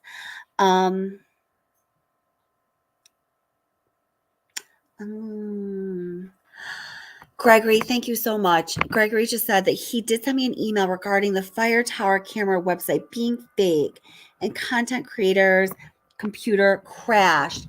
Now, I don't know if you were here, Jeffrey, just a little while ago, and I was talking about the big crash that happened on my computer 3 weeks ago. Oh, and when that happened, not only did I have files corrupted, I had information stolen, and I have had financial fraud take hold of my life, and I'm having an extremely hard time straightening it out, and I don't really have the time, energy, or anything to deal with it right now. It's been really hard for me and really stressful. So just everybody be really careful what you're doing, because I thought I was being just about as careful as you could be. And even my friend the computer guy, he had me all set up and he agreed I was being extremely secure and cautious. So wait, let's go back to, okay. So then Sweet Cheeks asked, so why wait the 10 days? People want to find out the truth, but he kept a video for 10 days until he revealed it. Reason? All right. Now, he also just said today in Twitter that, hey guys, you want to know something? And I've known this like all along or whatever. You can go to Twitter and read it yourself because I don't want to read it again. I'm irritated. The FBI has Kiely Rodni's phone. They've had it all along, and I've known all along, but I'm just going to tell you now because you're all pissing me off. No, boo boo, right? I don't believe it.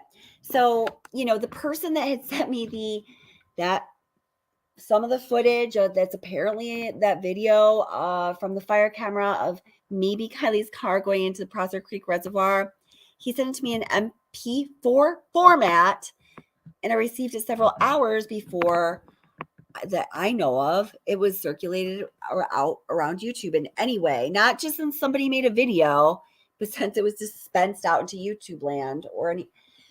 But I don't know if I didn't really research. I did look into it a little bit, but I might be wrong. I don't even know what that means. Why did I get an MP4, but everyone else was going to, and I eventually obviously saw immediately, you just go to this website. Was the guy who's local to Truckee wanting to give me the information, but trying to protect me from, I don't know.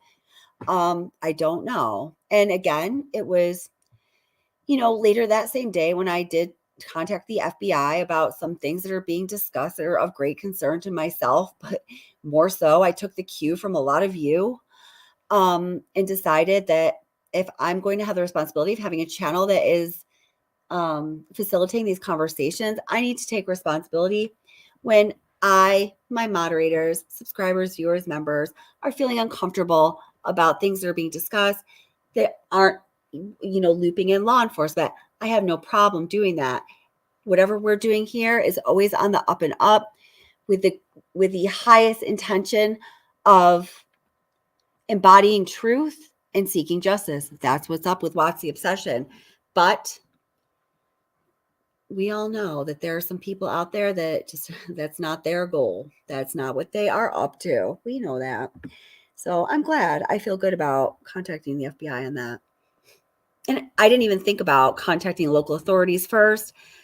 I have very little faith in these particular local authorities or a lot of local authorities in general, based on what we've seen, and also based on some information I'm going to be telling you either tonight or tomorrow whenever I get to it, since I didn't get to prepare my material today because of my family emergencies, my family drama, or whatever, my family situations. I don't know. Hi, Haley. Thank you so much for the super chat. Oh, at the scene with Haley V says, "Hi, lovely. I have a raging toothache. Oh no.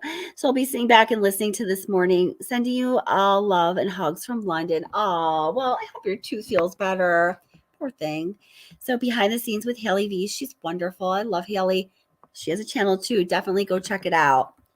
I like referring people to other channels that have good material.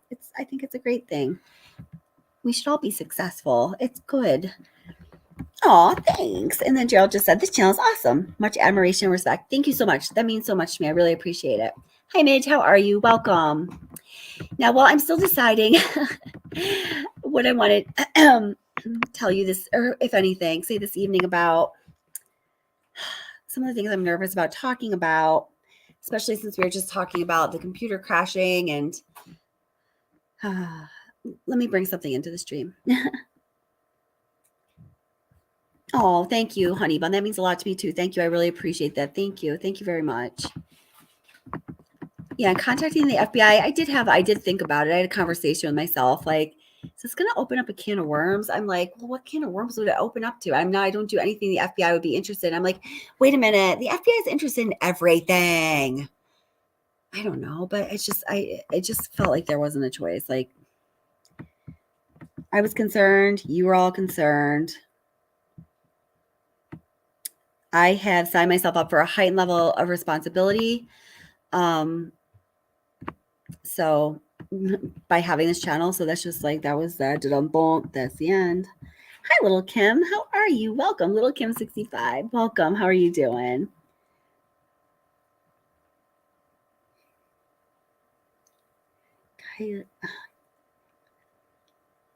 Yes, Zoe, that's what I was just saying that. So I think it was just today or yesterday. Zoe says, and welcome. Also, SF claims FBI have Kiely's phone. I roll dramatically, LOL. Yeah, just yesterday or today, he put out that Twitter. If someone wants to go find it and tell us exactly what it says, you can totally do that. But I'm never going to go back to his Twitter page. I was just disgusted by what I saw. Also, when I did visit, I made a Twitter account so I could go look at his Twitter page because I wanted to know when he claims he first put that information out about the fire cameras, because I knew when I received the email with the video from my local contact, and I wanted to compare notes without anyone knowing I was doing it, especially him. So there was no bias or skew involved, right? So that's why I went to his Twitter page at all. I don't even think I got that far because I threw up. No, I didn't throw up really. But I also saw, there's a channel, Behind the Crimes with Michelle Sutton. She's pretty new. I think she does pretty good work. I cited her in a video I did recently and, gave you a link and stuff. She's new. Her channel seems to be growing quickly. She seems to be doing a good job. Seems that people like her. She might have up to maybe 2,000 subscribers now because she's gotten a bump with what's been going on recently. So it's a small channel, right? So one of his tweets says, does anybody know this Michelle Sutton or something like that? I heard she's talking shit about me, but she kind of saying let's go, Michelle. I was like, stop. She's not talking shit about you. I know what she said. She basically said that you are inflating your role in a lot of the things that have facilitated forward movement of this case. That's it. Okay. So if you don't like that, then I would suggest ignore it maybe. But if you can't ignore it because it's hitting a nerve, you might want to think about this. Maybe that's exactly what you're doing. And maybe you're feeling a little uncomfortable with it too, but you don't know where to put that emotion. So it's clapping back at Michelle. I don't know. I'm just saying. Maybe it could be that way, Oh, thank you, Mischief Me. I finally got to go over to R's channel last night. One of my wonderful moderators, and she does some late night chat, usually mostly.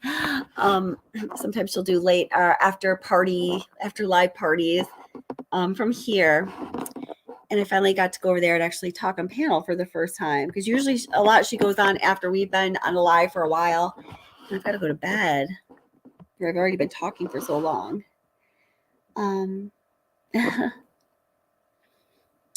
Moving day about what? I may have heard chatter. I've heard some chatter. Let's see. All right. Yeah, I really want to get, so you guys are making the point I really want to drill down to. Okay, man. Oh, hi, Justice A to Z. How are you, sweetheart? MVA, what does that mean? Justice A to Z, who's also one of my wonderful friends and has a great channel too. Does a lot of great stuff with the Kiely Rodni case. Please go check it out. Says, so Jagger was cleared of Kiely having a single motor vehicle accident. I'm still not understanding that. Help me understand. Help me see the way when I'm blind, like I am right now, apparently. Oh yeah, StreamYard link. Sorry. Here it comes. Okay, now what I want to put up on the screen here, because I have to start moving through this material, because I've picked all of it out very intentionally to put together for you guys, to take you through steps, to show you how, at the very best, screwed up Truckee is. And I'm definitely feeling comfortable in saying that law enforcement out there is corrupt in several different levels, possibly in several different agencies. Gosh, how clear it is to see when you go through these steps exactly what happened. Yes, with a couple questions still lingering, because I certainly don't know everything about everything, and I don't know everything about everyone, nor do I want to. But it is pretty clear. Oops, let me just bring this in. And hey, allegedly, welcome. Oops. Hey, allegedly, welcome back. How are you doing? Doing okay, thank you. Awesome. It was moving vehicle accident, I believe is what they were saying. Oh, moving vehicle accident. I don't. Was that how he was cleared? Or I thought he was just cleared based on his alibi. I mean, honestly, I never suspected him being involved. I didn't either. He just did things that would be. He was just being a little punk ass kid. Yeah, I mean, maybe he was hooking up with a bunch of different girls, and what's he going to do? Come out and say while she's missing? I mean, what if she was found 3 days later? Mm-hmm. She had an accident, walked into the woods, and they found her. Well, he's not going to come out in the news and say, well, my alibi is I was hooking up with her best friend. Right. Or what if it turns out that she died? Then he is going to be the asshole who cheated on, for all of eternity. No good outcome for him. I mean, and that's one of the reasons why I kept thinking he was posting all of that stuff about her after they found her, because he felt horrible. I'm not saying that he did that. It's just I know as a young guy, I used to do that all the time. Yeah, totally. Oh my gosh. All right, I'm going to bring this video into chat or into the stream. Bear with me and we'll just watch. I'm sure you've seen this before. Remember, I'm taking you through the steps necessary and I trust that each of you will reach a similar level of certainty I now have about what happened. And I was saying in Ara's live stream last night, for those of you who know me from covering the Watts case consistently and intensely for a while, I've historically been unwilling to give out theories. I kind of think theories, sometimes I think they're kind of just crap. That's what that feels like for me. I like hearing your theories. I really do. When they're coming from me, they just feel disingenuous, right? And I don't feel like, I'm not a theory kind of person. I'm a pie chart person. I want all the data, evidence, backing it up. I want to show you how this has happened, right? So I guess I am at that place where I feel like I can do that to some degree with what I could possibly know about this case. And again, I have 2 pieces of information that I'm going to be sharing with you, but I'm really nervous too, that do affect my perception. But here, let's just watch because I'm babbling. Oops. Where'd you go? Oh, Truckee. Let me go back because okay. It's been noticed by many that there are some strange things going on in the town of Truckee. That people have had strange, odd, unrecognizable reactions to Kiely being missing. And then what we learned was Kiely's death that wasn't able to be explained, that is still not able to be fully explained from law enforcement, certainly, or by anyone in the community. Some of the strangest reactions that we witnessed from community members were from those who were closest to Kiely, from her friends and from her mother. To anyone who gains pleasure or satisfaction from commenting online, I ask you to take a moment to look inward and to try to recognize your motive. Remember the 3 gates that all words should flow through. Is it kind? Is it true? Is it helpful? I implore you to remember that there is honor in silence and there is kindness in minding your own business. You are talking about the death of my child, our community's child. It's time to let our children mourn their friend quietly, peacefully. I hope you can find other, more beautiful and helpful ways to spend your time and remember Kiely. Call your mom, take a walk, pick up a new hobby. Please know we got this. Let her rest. That was quite a statement for many reasons. She had a lot to say there. And to me and to many other people, her comments felt condescending. It felt as though, it sounded as though Kiely Rodni's mother, Lindsay, has contempt and something even moving towards, the word I feel is appropriate is hatred towards people outside of her community. Notice how many times the word community is spoken among the people of Truckee as they talk to the media and one another with the goal of finding Kiely. And that's their fuck you to anyone who's not in the community. Well, no, that condescending comment was 100% what I felt, especially when she's like, find a new hobby. Yes, absolutely. And there's, absolutely. It was condescending and But it seems weird. When you remember when we were talking about it the first live, and I said her actions and statements and emotions are weird in the community. Discongruent, yeah, okay. It seems nobody's crying. Right, not a damn person, not a damn shit. That kills me to my core. Not a damn tear has been shed over Kiely, it seems, by the people that supposedly loved her. This is one reason I have to keep carrying the torch for this case. Well, we don't know what happened to her in her home, like her mom. She could have been bawling her eyes out, but the only person showing any sort of emotion is father. And Magdalene. Well, yeah, I mean, I'm shocked that most of the female friends, like most of them, aren't in tears nonstop. Like Sammy talking about it, she should have been choking up every 10 seconds. I choked up. I had to do my best friend's eulogy. I didn't have to. So my friend died at 19. I had just gotten out of the military, came home. We played basketball every day together. And he died of a seizure/stroke, and in front of my house, in my arms. Wow. And I was fine. Like in the military, I separated my empathy and emotion from everything that happens in my life. So throughout the whole time, the wake, everything, I was totally fine.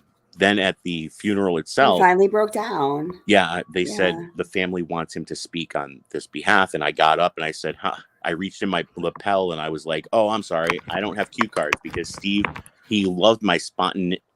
I couldn't get it out, and then suddenly I collapsed on the ground. I knocked the podium over. There was not a dry eye in the house, and I'm screaming. But it was so different. Sweet. In the military, we're trained not to have empathy. But people, children, 17, 16, 15-year-olds, they cry over cartoons. They cannot be trained to not have empathy. And if they do not have empathy, they are either moving towards, fully growing into a pathological brain, or there's some, at that age, some selfish, something that is very important to them, that is very selfish, that is taken precedent over that thing for which a normal person would be crying. I mean, this is something that's known about teenagers. I'm not just pulling it out my ass. No, absolutely. So I mean, it's one of the two. Now, here's the next thing about her mom. We're not bashing her. I'm not. I know that we're not at all. We're just pointing out some things that should be, recognized a little bit. And again, the reason for this right now, and everything we're talking about is awesome. And yes, I've thought all these things.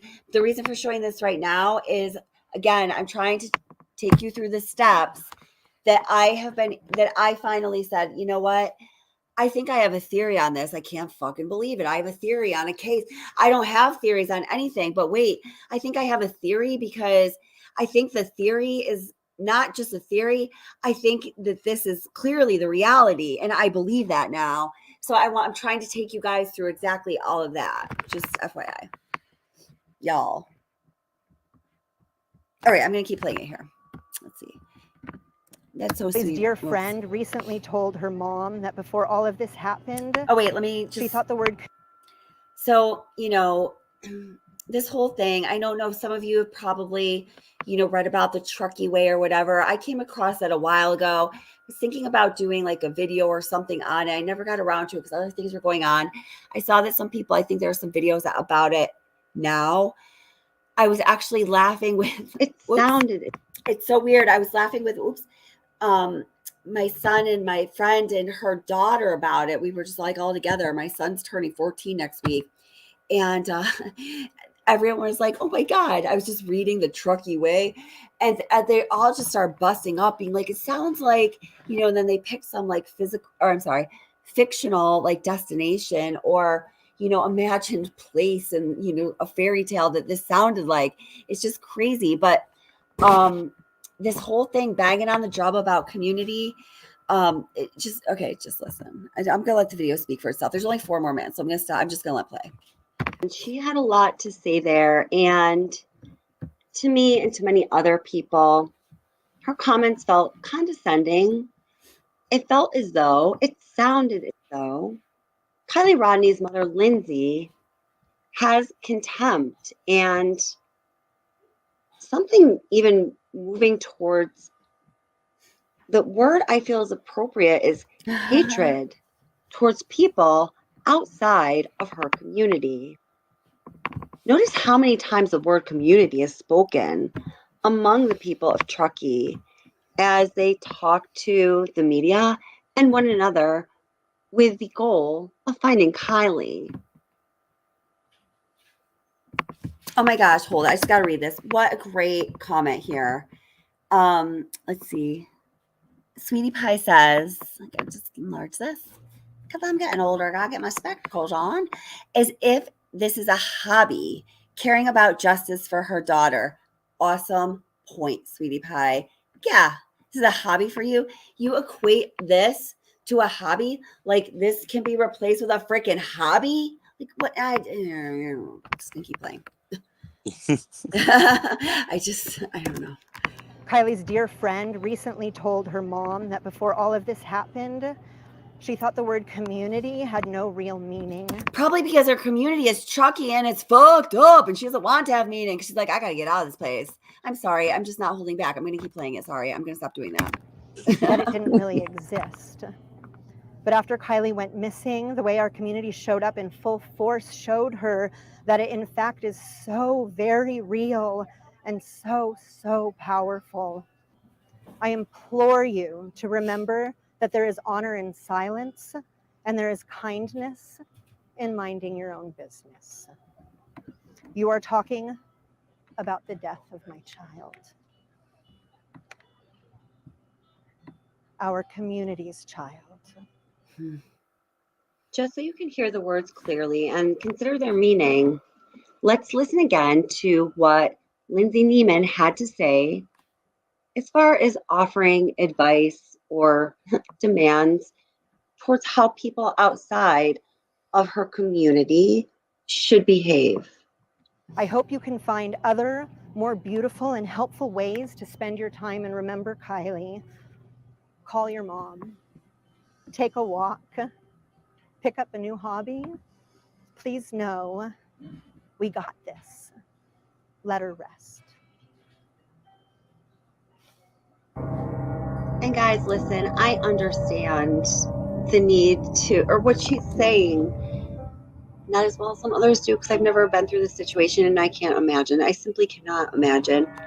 I understand her desire for privacy.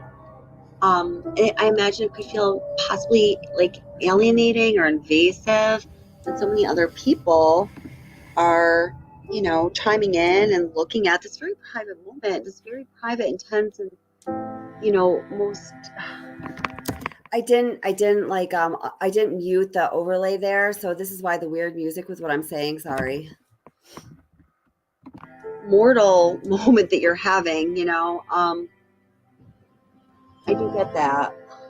But there was such an outpouring of love for Kiely and her family. And Adventures with Purpose are just really good guys who are doing something to help families. That's their mission statement, right? And God darn it, I'm gonna have to go edit that now. She was inviting. This is weird. I've got to edit it. Okay, here. Okay. So what I just said was, at one point in time, I gotta go take down the video and edit it. At one point in time, Kiely's mother, Lindsay, was inviting the community in. In fact, she was telling everybody across all social media platforms to get as involved. Well, hey, let's listen to what Lindsay's friends say. Right here. That they are still waiting for that official confirmation that the person found inside that car was indeed Kiely. I spoke to two family friends of the Rodni family today who said this was not the outcome anyone was hoping for. Just sorrow and hope. She's very strong woman, but who can be strong? All I can think of is the broken heart emoji that we all keep texting back. So I guess it's my channel now, everyone. She decided to leave. I'm joking. It was probably StreamYard.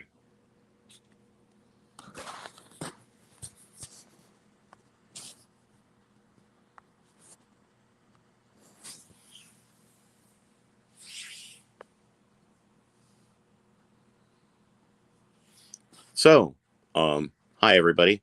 How's it going? I'm looking at the chat right now.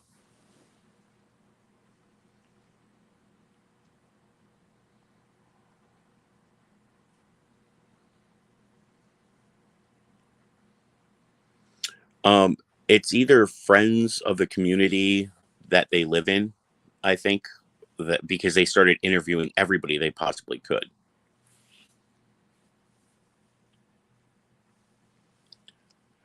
So, and just to clarify, again, nobody's bashing the mom or anybody in town, and we're not praising, certain people. It's a factor that it's things that need to be pointed out. And I'm hoping she comes back soon because I want to hear what she has to say. I'm so sorry. You didn't hear the end of that video, did you? No. We got to the weird music because I didn't mute the overlay or whatever. Did you hear me say that? Yeah. Okay, and then cool. it went off as soon as the neighbors Okay. All right. So let me just bring it to the neighbors. Okay. What is up, StreamYard? I don't know. Maybe it's my hackers. But StreamYard, if it's you, I swear to God, I'm going to find another streaming service. You don't owe me, bitch. You do not. Sick of it. All right, here we go. Oops. Here we go, I think. Oh, here we go. Yeah. Here we go for real. All right. Gotta bring it in first. Reel her in. StreamYard takes 15 steps to reel her in, but we're going to get her there. Seriously, though. Come on. Oh, when I get your email, I'm going to send you my merch well, it's not really merch yet. It's just concepts for merch. So you can check it out and tell me what you think. I would love to do that. Awesome. Fun. I can't wait. And anybody that wants to see it, just go to the Debbie Collier groups that are on Facebook right now, the top 3. And I've already I posted it in 2. The 10 to Life one told me I couldn't. So why? I even said to them, it's potential ideas for my whole concept of starting. That's gross because I let people promote her freely on my channel when they want to, but I guess I'm not gonna anymore. Well, no, it was one of the mods, so it wasn't her. But okay. My idea is once I launch, I'll have 50 of all of my specialty items that I drew up created, and they'll be randomly marked on the inside of each mug or on a t-shirt, so that 15 people will win a $10 PayPal card, so they can either use it for themselves or they can become a member. And also it's going to be limited edition. There are standard edition stuff that'll be going forward, but once I reach certain accolades, I'll create new ones and celebrate with everybody. It'll move. If let's say I get like, I don't know, 500 followers or 1,000, I'll actually make a new one where there's more, like 20 people that get the PayPal cards and stuff. Oh, cool. Well, I might have to re-engineer your concept so I'm not stealing it, but that's a great idea. I love it. Also, if you want to see his stuff, you can go to wherever he just said, or not 10 to Life because they wouldn't let him in, or you can just come to me and I'm going to become the agent because I'm good at that kind of thing. And I like to support people. So we'll figure it out. Good. Awesome. I'm excited to see it. Hi, Double R. How are you doing? Nice to see you. All right, let me play this so then it'll be over and we can move on. Family as well as law enforcement. Today, we learned from some of those law enforcement authorities and Kiely's mom. Oh, hold it.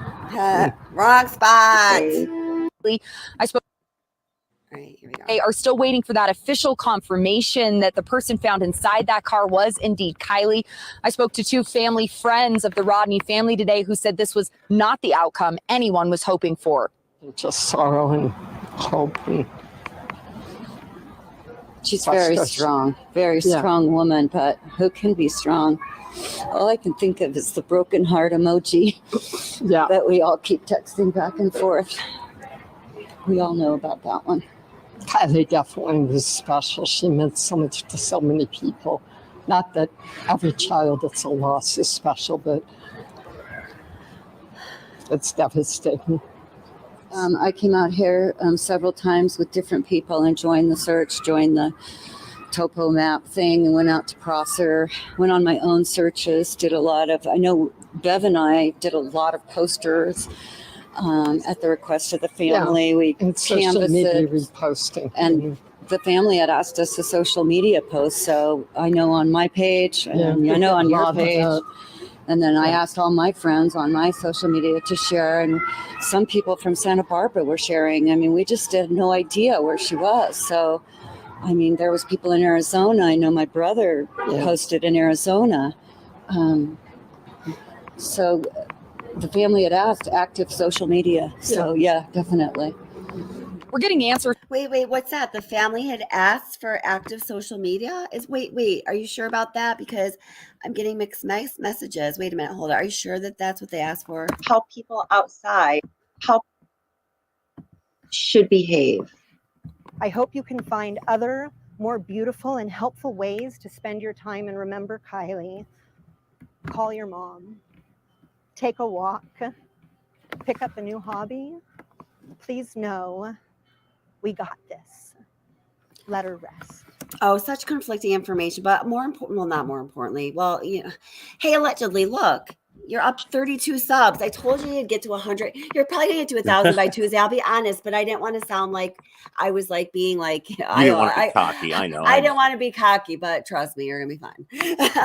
So we do well for channels, you know, because it's because of the community here. Because we have a good community. But we don't say fuck you to everyone who's not in our community. We say, hey, come be part of our community if you'd like. Or, hey, you know, if you're like really good at something that we're not as good at, it's cool. Share. Well, I mean, like I said, when I first came to your channel, it was one of the greatest communities I ever sat in, because they were accepting to other people's views. They stated how they felt. And if whatever somebody said changed their mind, they'd say, "Oh, I didn't think about that," which is a good way to approach it. Sure. Yeah, totally. Hi, Aussie True Crime. Oh my gosh, 3 times in one day. How amazing. Aw. Yeah, exactly. So the thing that I don't understand about the mom, and like I said, I have a cat, and if she went missing, I'd be outside begging people to help me find her. So are you satisfied listening to somebody tell you, and I'm not saying this in a bad way, but your daughter, she just did too much of whatever she did and drove into the water, and that's as simple as it is. And you're good with that. Right. You don't care that other people out there are saying, "Hey, this doesn't add up. Look at the timetable. Your daughter's car is what?" I mean, if you think about the length of her car, what is it? It's about 15 feet. Yeah. So hypothetically, if it's 15 feet and she only was going 11 miles per hour, the moment it impacted water, she would slow down to almost a halt, and she drifted on 2.5 car lengths so that the vehicle can reach the end and flip over. You're not questioning that. You live out there. Your husband, your ex-husband, her father is driving quads. They know how vehicles, you all have grown up around vehicles going in water. Why are you not questioning why things are happening? But you're just like, "Hey, everybody back off. We got this." You didn't have it.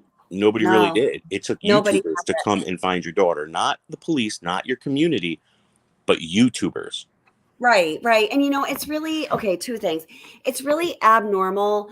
Isn't that okay? If the situation happened as it did, and the reaction was, just kind of like isolated and not like super warm towards Adventures with Purpose or to outsiders, that would be a normal reaction because there's a lot of emotion to go through. I mean, who the hell knows how to navigate that? But this reaction is not normal. Now, I want to read this.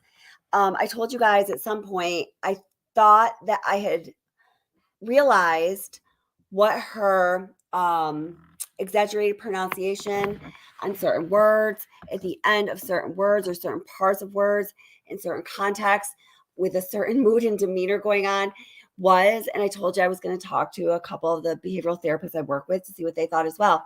We talked about it at lunch. I love that they're so into my YouTube stuff. And this is the best job I've ever had. And they agreed. I ended up not mentioning it because I realized maybe the day after or the day after that, and I think right after that also, I was sick for a couple of days and I come back on YouTube.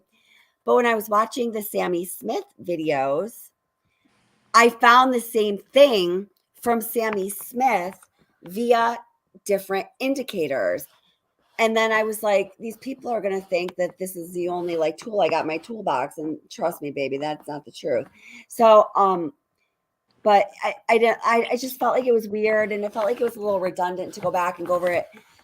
The mom again, until all these other things started happening. Anyway, it's contempt. She's expressing contempt. She's expressing contempt to the audience to whom she is speaking on the topics when she is using that strange speech pattern anomaly. It's contempt. That's what it is. Yep. It's a recognized thing. Data, pie charts, data, evidence-based, studied. She has contempt for the people outside of Truckee. Period. Isn't that weird? That's understandable. No, not at all. See, I don't know. Contempt is. Like if we think of defining contempt is one of the most extreme, hostile, rageful, unsettled, like close to psychotically pathological feelings you can have, especially towards someone or a group of people. For most people, these instances of feeling contempt are very short-lived. Some people just don't really have it in them to experience contempt towards another person. But when it's sustained, like that's it's saying something, and I don't know exactly what, but this is not normal or good. But I can kind of understand why that would come across. Think about it in the beginning of this whole case. She even said it on the news a couple times. We need everybody's help, near or far. Now, suddenly, everybody around her, her community, the police, local police, FBI, none of them found her daughter. It took YouTube people to message another YouTube group who then traveled across country to come and find her daughter where everybody supposedly looked. Right. I would have contempt for the outsiders because, you know, when we said, let's get them over there, everybody was like, no, they got it. But they came. They literally took their time and came over. So truthfully, she's probably a bit angry that all the YouTubers that were saying, hey, do this instead, were right. Yes, but I should have like had the definitions flash up. But I think you get the nuance. But anger and contempt are two different things. But we'll go over that sometime very soon, because all these indicators of contempt from the mother, from Sammy, when you just lost your daughter or you just lost your best friend, the emotions that people that fall like that not in the pathological range of ability to feel and express emotions are all but incapable of experiencing multiple emotions of that high intensity at once, meaning the epic emotion, whatever it is, and it's different for various people in different stages of grieving, that you experience when you lose a child. And then also to maintain contempt on top of it. It's not a normal thing humans can do. And it seemed that Sammy Smith was doing the same thing. So with Sammy, it's easy for me. This is what I say about Sammy. You may have heard me say, Sammy did not like Kiely. Sammy did not consider Kiely a friend at all. Maybe they were frenemies, but Sammy had nothing but contempt and disgust for Kiely. Now with a mother, I can't explain it away like that. It just becomes all the more curious, which is why I always go back to it. And then when you look at the picture, the bigger picture and how the community plays in the Truckee Way, things kind of start to come together. I just think she's internalizing it way too much, and it's taking away from her broad range of emotions. And it's only because she's mad. She's mad that the internet was right when they said send them there and let them look. It doesn't matter if they already looked, have them look. Yeah. You know, she's so angry that everybody else was right that it's blocking any other emotion she could feel. I mean, she could be crying herself to sleep and waking up crying every day because of Kiely, but she doesn't want to step outside and say, okay, you were right, all of you. So here's the thing. Where do we go from here? Because if the police tell me it was an accident, I can't believe them. Right. So she's just accepting it. And she's mad because she has to accept it. So she's still internalizing everything, but she's taking it out on the easiest target, people that can't come after her. We could, but nobody would. But nobody's going to say, well, you know what, lady, blah, blah, blah. They're just going to drop it and say, whatever, we're going to keep looking at the case.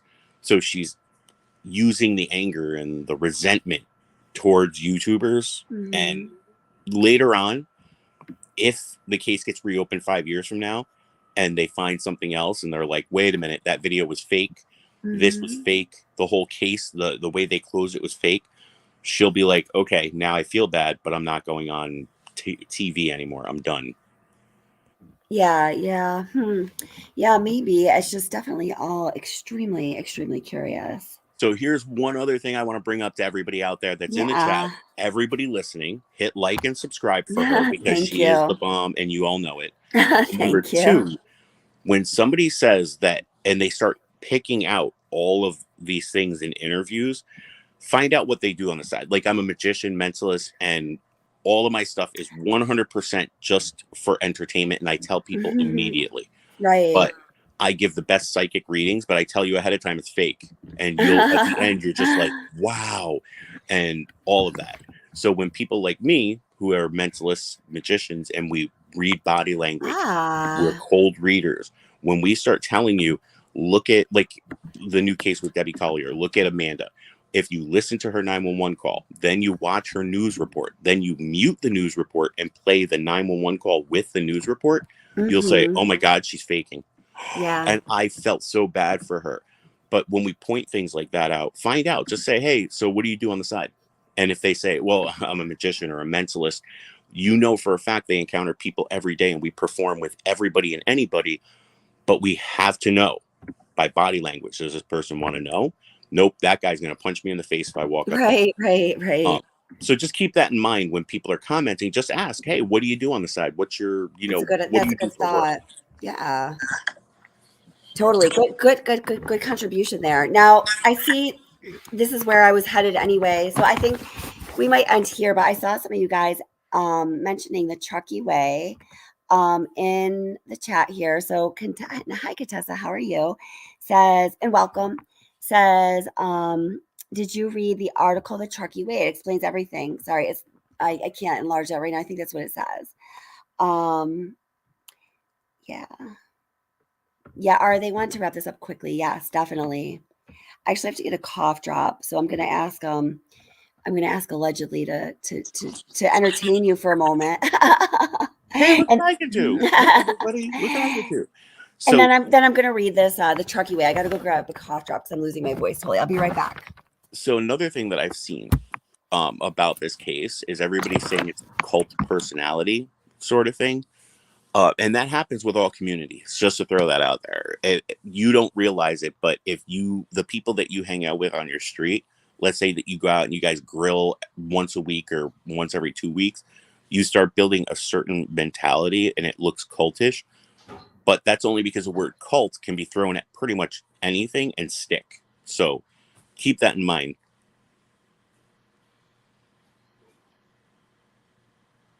And yes, Sweet Cheeks, 100%. Anybody that has power, anything that they say will be the top, at the top of every list.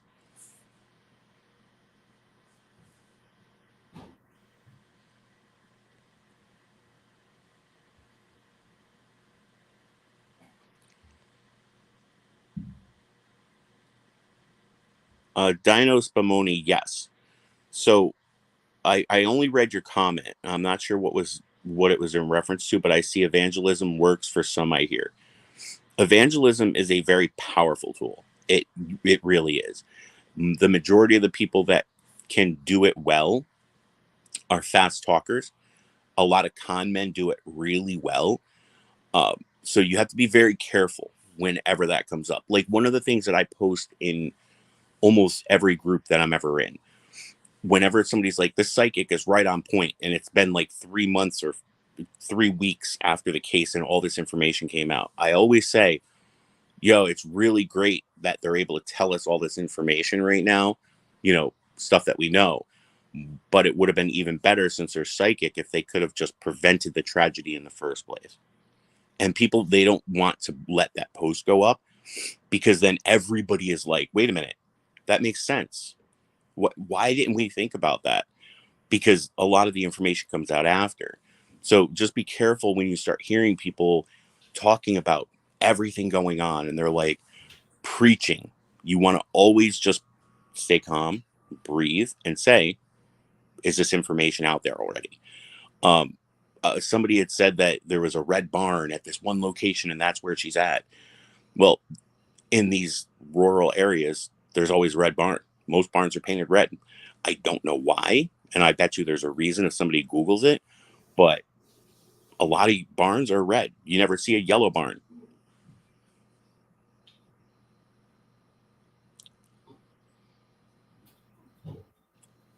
Well, that's something Downtown Wonder that I did, people were saying, and I said, according to her, and this is in regards to, she forgot to wait up for your kids to get home from a party. So according to everybody, from the grandfather and her actual biological father to friends, they said she was one of the most responsible people, and they trusted her completely, and she knows the area extremely well, and she's been to parties out there before. So for Mom, it was okay that she was out and she had a good time. And she messaged her and said, hey, I'm going to be late. And she's like, totally cool. Okay. And she went to bed. For me, my mom would stay up. It didn't matter. If I tried to sneak in at 5 a.m., she was there waiting for me. So it's a bunch of different techniques for parents. I can't judge her for not staying up, but I'm also not going to condemn her for going to sleep.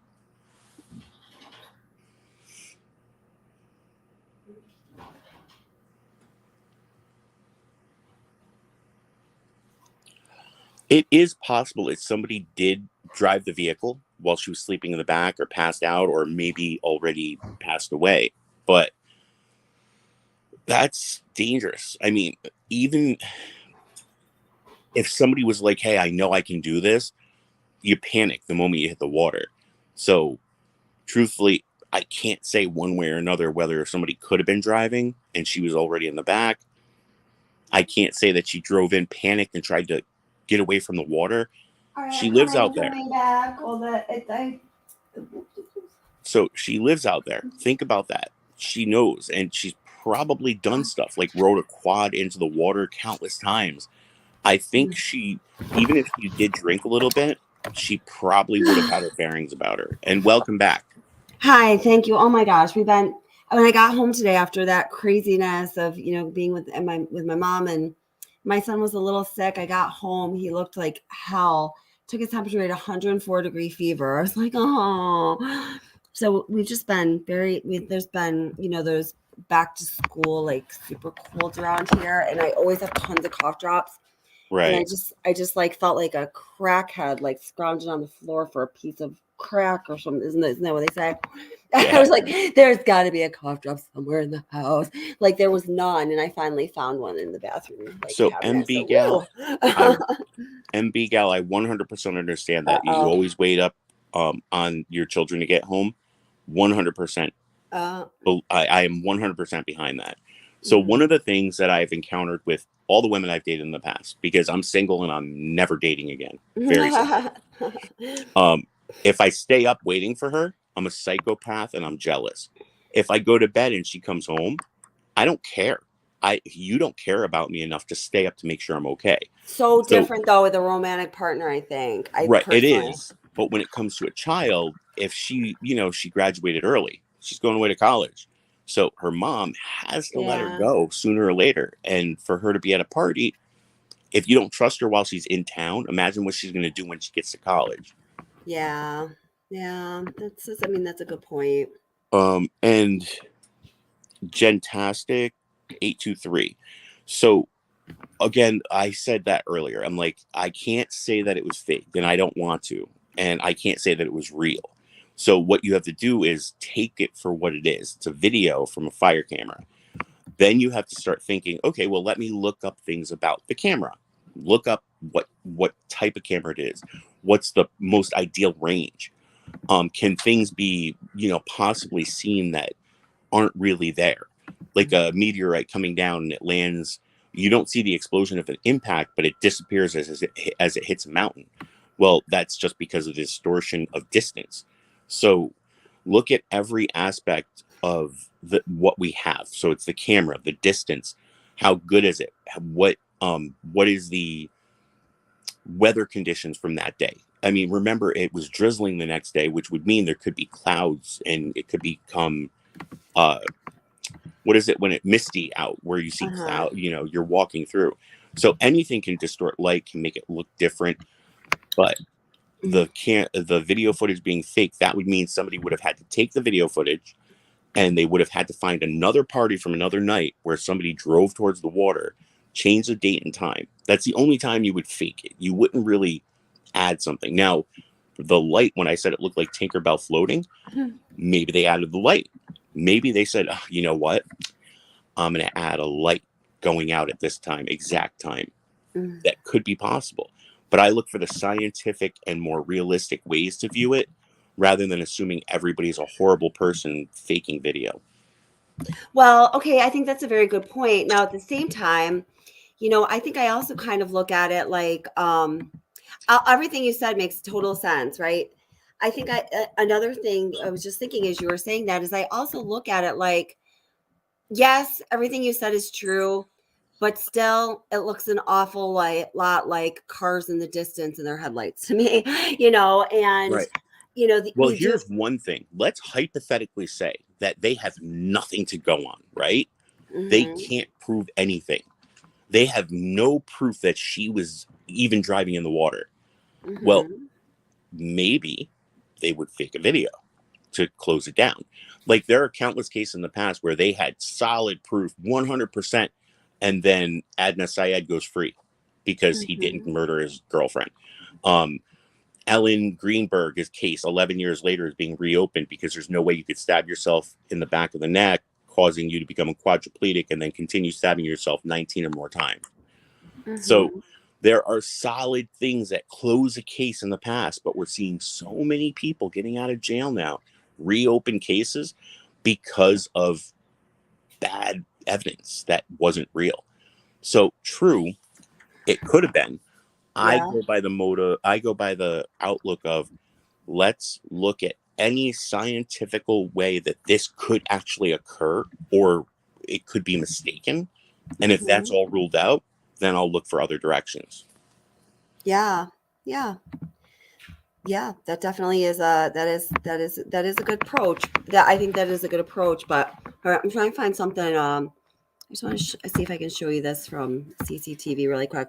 And I hear you. I do hear you. But I don't know, guys. I still think I still feel like it looks an awful lot like cars in the distance in their headlights. I don't know. I guess maybe I am influenced by all those people who saved me the work of having to do the overlay of the daytime footage when I came home from work, because when I came home from work and turned on YouTube, everybody had done it. I was like, oh, you were working fast. So I was influenced by that. But when I started to do that myself to see if it was viable, I mean, it was clearly a match. It wasn't like forced. You know what I mean? Yeah. So one of the things that I am going to point out about Debbie Collier's case, when they released the video of the Family Dollar parking lot, the person who first put it out and everybody was watching it, he spoke like nonstop, wouldn't stop speaking. I actually had to turn off the volume because I wanted to understand what I'm seeing compared to what he's saying. Right. After I came up with my theory, which is a very strong, viable theory, I listened to him and it was 100% opposite, completely opposite. And I'm like, sure, yeah. But his didn't even make sense. That's what I was saying. So I was sitting there going, that can't be possible. So what you're saying is she was on the phone. Somebody grabbed her from behind, choked her out, somehow switched seats with her. And I'm like, no, that doesn't make sense, dude. So if I would have listened to him first, I would have been like, yeah. Somebody was in the back seat. Oh my goodness. And I didn't see them because it's tinted. But I came up with my own theory, which worked. Why was he saying all that though? It doesn't even, because nobody understands. When you're looking at something new, you're trying to be the first to come out with what it is. Like SF, he said, according to her family, she wouldn't be stupid enough she drove through a tunnel her first try. He was 100% adamant she did not go in the water on her own, and that's why she's not there. SF is a freaking idiot. Right, but then he flipped the script. He's like, no, she was drunk and made a mistake. Right. And he started preaching it. Now, if you're flipping a coin and you're trying to stand on one side of a line or another, yeah, you could do that. It's very simple. I could change my mind left and right. But if you want to be taken seriously, come up with a solid theory. Then if something else comes out, figure it out before you listen to what other people say. Exactly. Now, I do agree with you. It looks legit, like right on point every time. But when something's too good to be true, it's usually not. See, but I don't think it's too good to be true. I just think that I don't know. But yeah, I know. But I don't know. I don't feel like this is a too good to be true situation. I feel like this is just like a piece of information that may have been overlooked. Because listen, guys, this trigger warning, this might shock you, because law enforcement sometimes sucks. Sometimes they're lazy, and sometimes they're totally fucking corrupt. So like this just to me is like, this is very possible. But maybe, maybe not, but I don't know. I mean, it could be very possible that they just didn't think about it, but it's one of their main things for fires. I mean, they know they just didn't think about a lot. I mean, right. But they know that it looks over that area. So why wouldn't that be one of the first thoughts? Hey, isn't that fire camera up there? And it looks right down here. Yeah. Yeah. And also the rescue teams who Yeah. also use that camera. So when you start thinking about, well, they have no leads, they have nothing going on, they have all these warrants being served here, left and right, and then clearing one person but not another. Well, how do you close out a case? Right. You say, hey, pull that video feed. Why? Just do it. Okay, we don't see anything. Cool. So now we do. So let's close the case. Because now it's an accident. She will get the life insurance and all that other stuff. Now, I'm not saying it's not real. I'm saying if somebody truly wanted to do that, just shut it down to stop all this attention on their bad police work, you would definitely say, hey, is this possible? You can add that? Let's do it. Well, you know, shame on them. Then they should take the oath to protect and serve. Here, I'm going to bring this into the stream. This is from CCTV. And I just want to see if, and it may not change anyone's perspective at all, but I think she did do a good job. And definitely go check out her channel. She is local to the area, and she's been going out to the scene and doing some good work. And one of the things that I happen to, I don't know, win the lottery and obtain is phone signal data that I'm not going to go into the details of it now, but CCTV is going to get it, and she's going to be able to go out there and go on site where Kiely was to Prosser, you know, wherever these Boca, Prosser, all the places are at play, and see what happens. So excuse me, I'm losing my voice again. So we are coming up with that for you. So anyway, my point is CCTV is great. She does a lot of good work. And this is one of the things that she did. Now, while everybody, like I was going to do, was putting their daytime overlays on top of this video, she was using different filters and different treatments, and therefore seeing some slightly different things. I think, like, for a lot of people, some people that I showed this to just through text, not my channel or anything, said, oh, like now I can like really see those are cars. Now, please also understand, I'm not trying to push that. And like, if they're not, they're not. And I certainly don't know definitively. You know, I have my suspicions on this, but you know, there is a lot to be desired, certainly in the clarity. And, you know, there's no proven reliability or accuracy with these cameras. Can they see cars? We have no freaking clue, right? So anyway, here goes.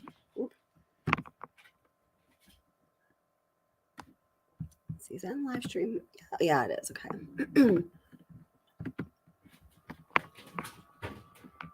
See, let me turn and see what she's saying. Or flies down. You know what I'm saying? When she goes out by just put this in slow motion in general. Would you guys like me to put it in slow motion? Yeah, because I think, I mean, the glare that I seen could just be like. Here, let me just go back a little so we're seeing it not in slow motion. I wasn't sure where I was in this. I didn't even get to watch the whole live, but I saw that she did a good job with the video.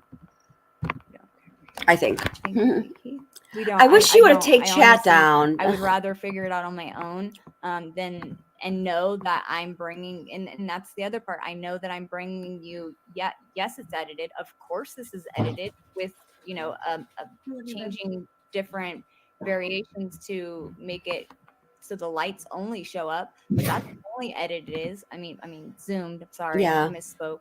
But other than that, no, there's absolutely no reason why I'm gonna go with somebody else's footage when I need to do my own footage. I need to figure it out, you guys. I have to. It's the only thing. It's the only thing that's gonna make sense to me because I cannot vouch for somebody else's footage. I cannot. That's why I don't really tend to use other people's footage. I will use a live if there's an interview on it, and that's because that's you can't change that. How do you change that footage? You know, it's so I would rather figure it out on my own, and so that I don't mean that in any disrespectful way. I just would rather do it myself. Even if it takes me 10 times longer than the other person, at least I know what I saw, why I saw it, because of what I changed, and how I can, you know, so you're that back to not seeing it. You're listening to Cece, you know, beyond her very like legitimate soapbox here, but you guys also see the footage that's playing, right? And I mean, does anyone have any thoughts on this?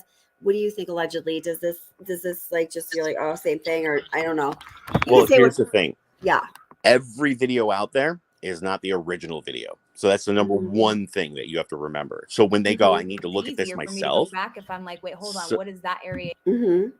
If they say I want to go through it myself, what they're looking at is not the original video. So that's a major thing to keep in mind, because if I created a video and I sent it to you and you did the same thing, I could have added anything I wanted to that video before you saw it. So just throwing that out there, when she says I can't trust somebody else's video, that's not a knock against her. She's still using the other person's video. If it was the original feed straight from the their storage, then I'd be okay with it. But the only thing floating around are copies of copies of copies. Well, okay. So then she and I, just so you guys do know, we compared for the relevant minutes that we were looking at, the her copy and my copy, and they were identical. So she got hers straight from the website. I told you how I received mine before I think it was even spreading around YouTube from the person who had been contacting me from the area, in an MP4, not as a connection to a website. And for at least 6 minutes, our footage was identical. Right. No, I agree with that. But if you go back and look at the Zapruder film for the JFK assassination, totally, there were only 5 copies from the original made. 2 of them went to the Secret Service. 1 went to Zapruder himself, which suddenly disappeared and is non-existent. It was stolen, taken. It's nowhere to be found. There was another copy that went to the U.S. government and another copy that went to some weird place. The other copy I can access when I put on my tinfoil hat. Right. Well, what happened was when the district attorney said, I want the video to be given to all these colleges and let these kids that do actual video editing figure this out, they were working off of a 6-second less video that came from the Secret Service that was double the amount of generations past. So unless somebody think about it like this, the person sent you the video. That was the feed. She got it off the website. That's the feed, or wherever she got it from. So what if, and I said right in the beginning of this live, just so everybody knows, I believe it's 100% legit. But what if somebody uploaded a video to their website? All they had to do was take the video and upload it. And now you get a secret copy before everybody else. She gets it right from the website. Other people grab it right from a website. Right. It's all second generation with no actual proof now that they've shut down the website, so you can't go and look or take it. Right. So nobody knows if it's a legit video or not because it's closed. Now, if I went on, if they opened it back up and I downloaded the same video and it had exactly the same images as she has, I would say, okay, so it's the same video that was shared. We don't know if it's the original video. Right. Yeah. But that's right. That's true. No, I'm just throwing that out so that everybody out there that's like, okay, he said it's real. Well, I want to believe it's 100% real because it would pain me if somebody doctored a video and this poor girl didn't get justice. Yeah, absolutely. That's the only reason I'm throwing out the info, that you can't, you always have to double check, triple check. And it's just weird that he was able to download it first and no one else did. And I'm not saying he's not legit, but he sent it to you. Why didn't anybody else download it? Why didn't it become announced? Right, exactly. Yeah. But yeah, I mean, I'm 100% excited to watch the video, honestly, even though I've seen it countless times. Yeah. I haven't seen somebody zoom it in this much. Yeah. And I hate to say it, but zooming in the video makes it even worse. It does. It lowers the resolution. Yeah, I know. So I know. It can. I know. I do. Yeah, I know. So, but I'm 1,000% open, honestly. Yeah. Everybody should be. This should be something that we should view, look at, dissect, watch how the other vehicles move, and then watch how her vehicle moves. Because one thing we know about the area from every person, including SF, the father, the grandfather, the terrain and the video that the girl made while she drove. The terrain, even at 5 miles per hour, was so bad she had to move to the left side of the road because she said, I'm bouncing all over the place. I can't even drive straight. Yeah. So with that being said, when you watch this video and you just see her car go straight without bumps, movements, sliding left and right, you have to really consider how she has a magical car. But I also, it's my understanding that those cameras might be up to that they're far away, right? Right. So if you consider the distance of the camera from the actual, would you see that? Well, I mean, I know you really feel it when you're in a car because your brain is jostling around in your skull. The way that I always say to people, grab, let's say it's a car, grab a small car, model car, hold it out at arm's length and have it move around on top of rough terrain. Make your own rough terrain, cardboard boxes that you just punch down and scrunch up. Watch how the front wheel dips and dives. You would see the lights moving and flipping and the car skidding and not gaining traction. I don't know. I think I kind of disagree because it's so far away. So if you were to take that model car and you were to calculate the distance, you the observer, your eyeball would need to be away from the model car if you're creating a ratio that is to scale of a 2013 CRV. Do we have any mathematicians in the house? Does they want to do this? Then, how far would you have to be away from that, model car? Because if the answer is 300 yards, I might not see all of that, But if you watch what you just scrolled through on the video, you can see it with the other vehicles. The light hitting the trees, the lights moving around. It's very clear. It's evident that it's a vehicle driving because you can see the headlights hitting stuff. So if you can see it for the other vehicles, why can't you see it with hers? Well, okay, so I don't know. We're just having this discussion, so I'll just continue to play devil's advocate. So, possibly, if you're looking at the daytime pictures, because it's one picture, because you can see a damn thing of that area. Once you start to be heading towards the lake, there are no trees or other things to obstruct the view. But your light would hit the water. Just like the moon, your light would hit the trees across because it's not that far. It's maybe she had her parking lights on. Possibly, but it's as bright as the other lights. That's you have to compare all those variables together. You can't say, well, she had parking lights on. They were as bright as everybody else. And then that little light shows up, but I feel like I don't even know what that is. I don't know because I said I don't think you could see a flashlight out here. Maybe you could. Obviously, I can't go out and test the theory now, so that's kind of a bummer. Do you see the lights? Like I said, like right to where the car flies off. So you can see everybody else's headlights hitting stuff, but hers doesn't hit the dirt road, doesn't hit the water. I wish she took the chats down. General, would you guys like me to put it in slow motion? Yeah, because it just take the damn chats down, even though you cannot do anything about it now. Just like don't worry, I do the same thing. Just when we're. I know. Look, and I have a chat up too. Look at that. I mean, if the Prosser police really wanted to say it's an accident, get a Honda CRV, drive it exactly like that, of course, into the that's water. What they should be doing. And you show us the different speeds that it would take. Have a tow truck pulling the car out. That's how you reenact a crime scene. I don't know many people that'll do it right in front of you guys. Come on. Okay, there you go. It's slowed down so much that it's not even playing. I don't think I need it that slow. My goodness. Probably not, but that's cool. You're great. That slow, right? No, not that slow. I'm like, because that seems a little extreme. I don't know. Did anybody count the cars? We also don't need the highlighted chat. But see, that's another thing. You only see 5 or 6 cars. So where are all the other people, the 200-300 people that were there? I put it in slow-mo. Yeah. What time did the mass exodus supposedly happen? Allegedly. Sorry, I was muted. It's okay. So the first reports were 12 p.m. or 12 a.m. and then it turned to 12:30 a.m. because of the statements that Kiely made, I think, or not Kiely. I mean Sammy. Sorry. Okay. Sammy's statements are absolutely inaccurate.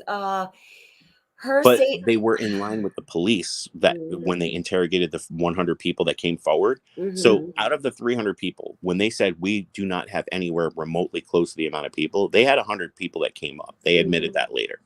So with those 100 people, some of Sammy's statements lined up, and it was only because she was there until probably about midnight to 12:15.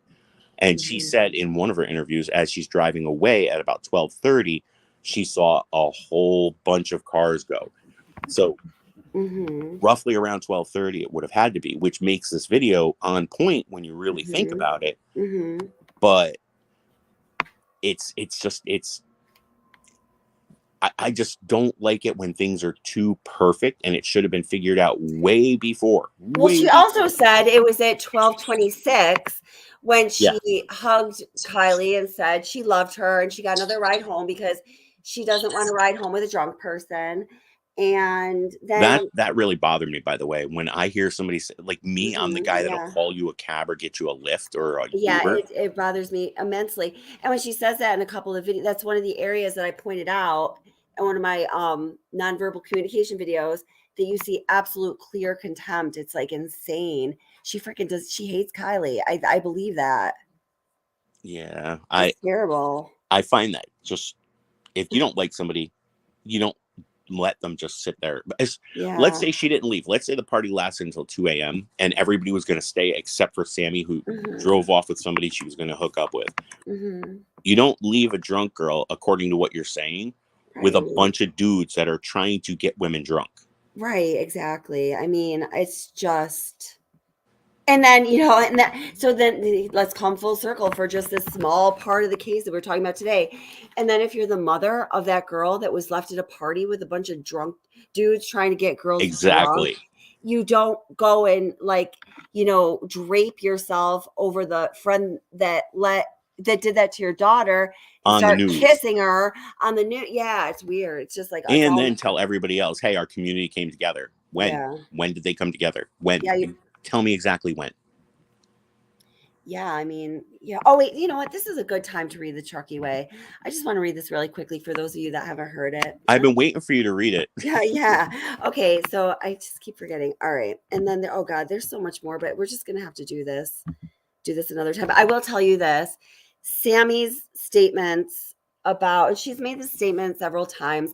And I don't know if she just got I don't know. I'm not clear, I guess I should say, if other people have made this statement as well. But Sammy's statement that Kiely called her at 12:36, guys, that is not coming from phone data signal analysis. I promise you that. The phone had its last signal transmission with a tower or antenna prior to 12:36. So I can tell you absolutely unequivocally, beyond a shadow of a doubt, confirmed by people in that field who are far more expertise than myself, who procured the information for me. It's not true. It's a lie. It's just not true. It's impossible. That's something I wanted to bring up because she, with all the times, every time the police spoke, it was a really pretty girl with long brown hair. I can't remember what her name was, but she said she messaged her mom, and shortly after the phone was powered off. That's not that powered off. They know that that's like a graceful shutdown. It's not a hard shutdown like it hit water. Exactly. Yeah. And they specify that because when they talk about cell data and how things work, they know when it's powered off. Because that's exactly it. That's what we were talking about this a little bit last. We watched some of that footage, and the way that she said every single time, the way she describes the phone, it's a graceful shutdown. You hit the off button on your phone. You have an iPhone, right? Yeah, yes. Me too. And what do you have to do? You hold down the power button and the volume. Then you slide, and you have to slide it, and hence how they know that it was powered down. Right, exactly. And when if they do have the phone, or possibly even if they do not have the phone, but they have the right data set, it's not for sure, but it's possible, they will still know if it was a hard or natural shutdown. Correct. And that's the thing. I don't think they have the phone. Don't think it was found. But SF Investigate just today says they've had it all along. Nana boo boo, and he's known. Well, here's the thing. They couldn't have because they didn't discover her body for 2 weeks. So if they had it all the time, well, then it wasn't in the water. So that means, what did she throw her phone out because she was driving in the water just to save her phone? And then she said, I'll just stay in the car. Nope, that's right. And also 2 other things. isn't it? It's on video when one of the people who goes and recovers some of her belongings after the car had been so sloppily removed from the lake, as we all watched to our dismay and like horror. Some official approaches that person and asks if they found the phone.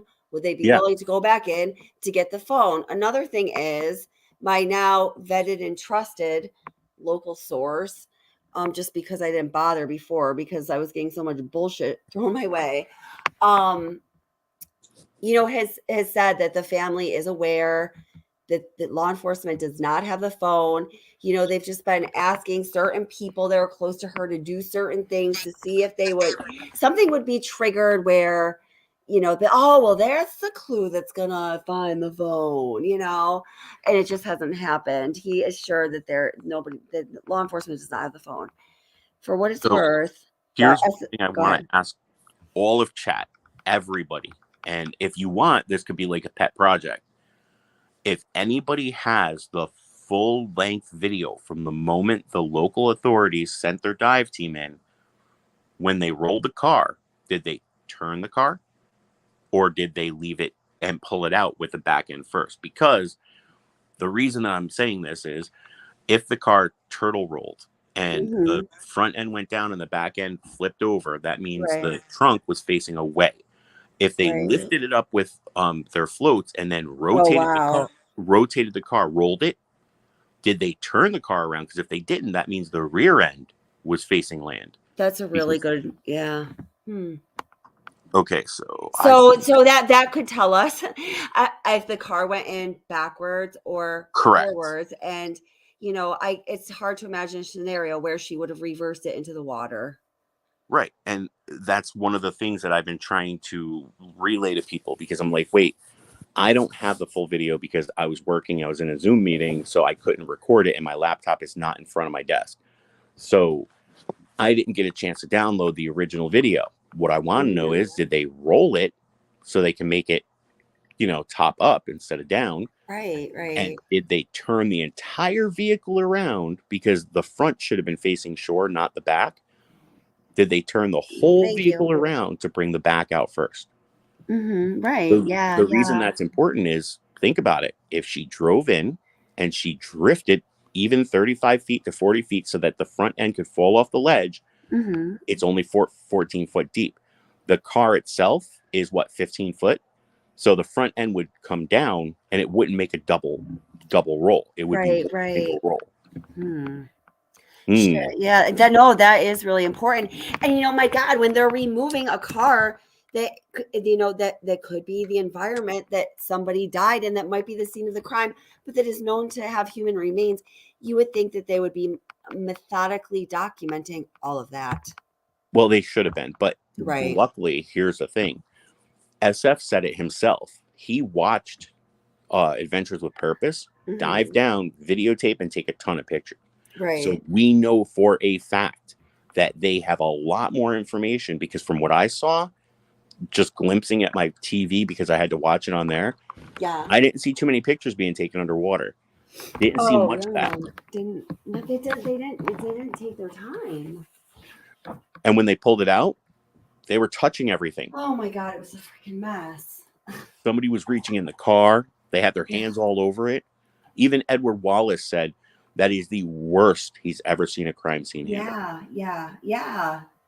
He was on Duty Run, right? Yeah, correct. I saw that one. Yeah. That's right. Yeah. And who is the woman, Barbara? I don't remember her last name. Okay, yeah. But she has a book out. And I'm planning on ordering that as soon as I find out her last name again.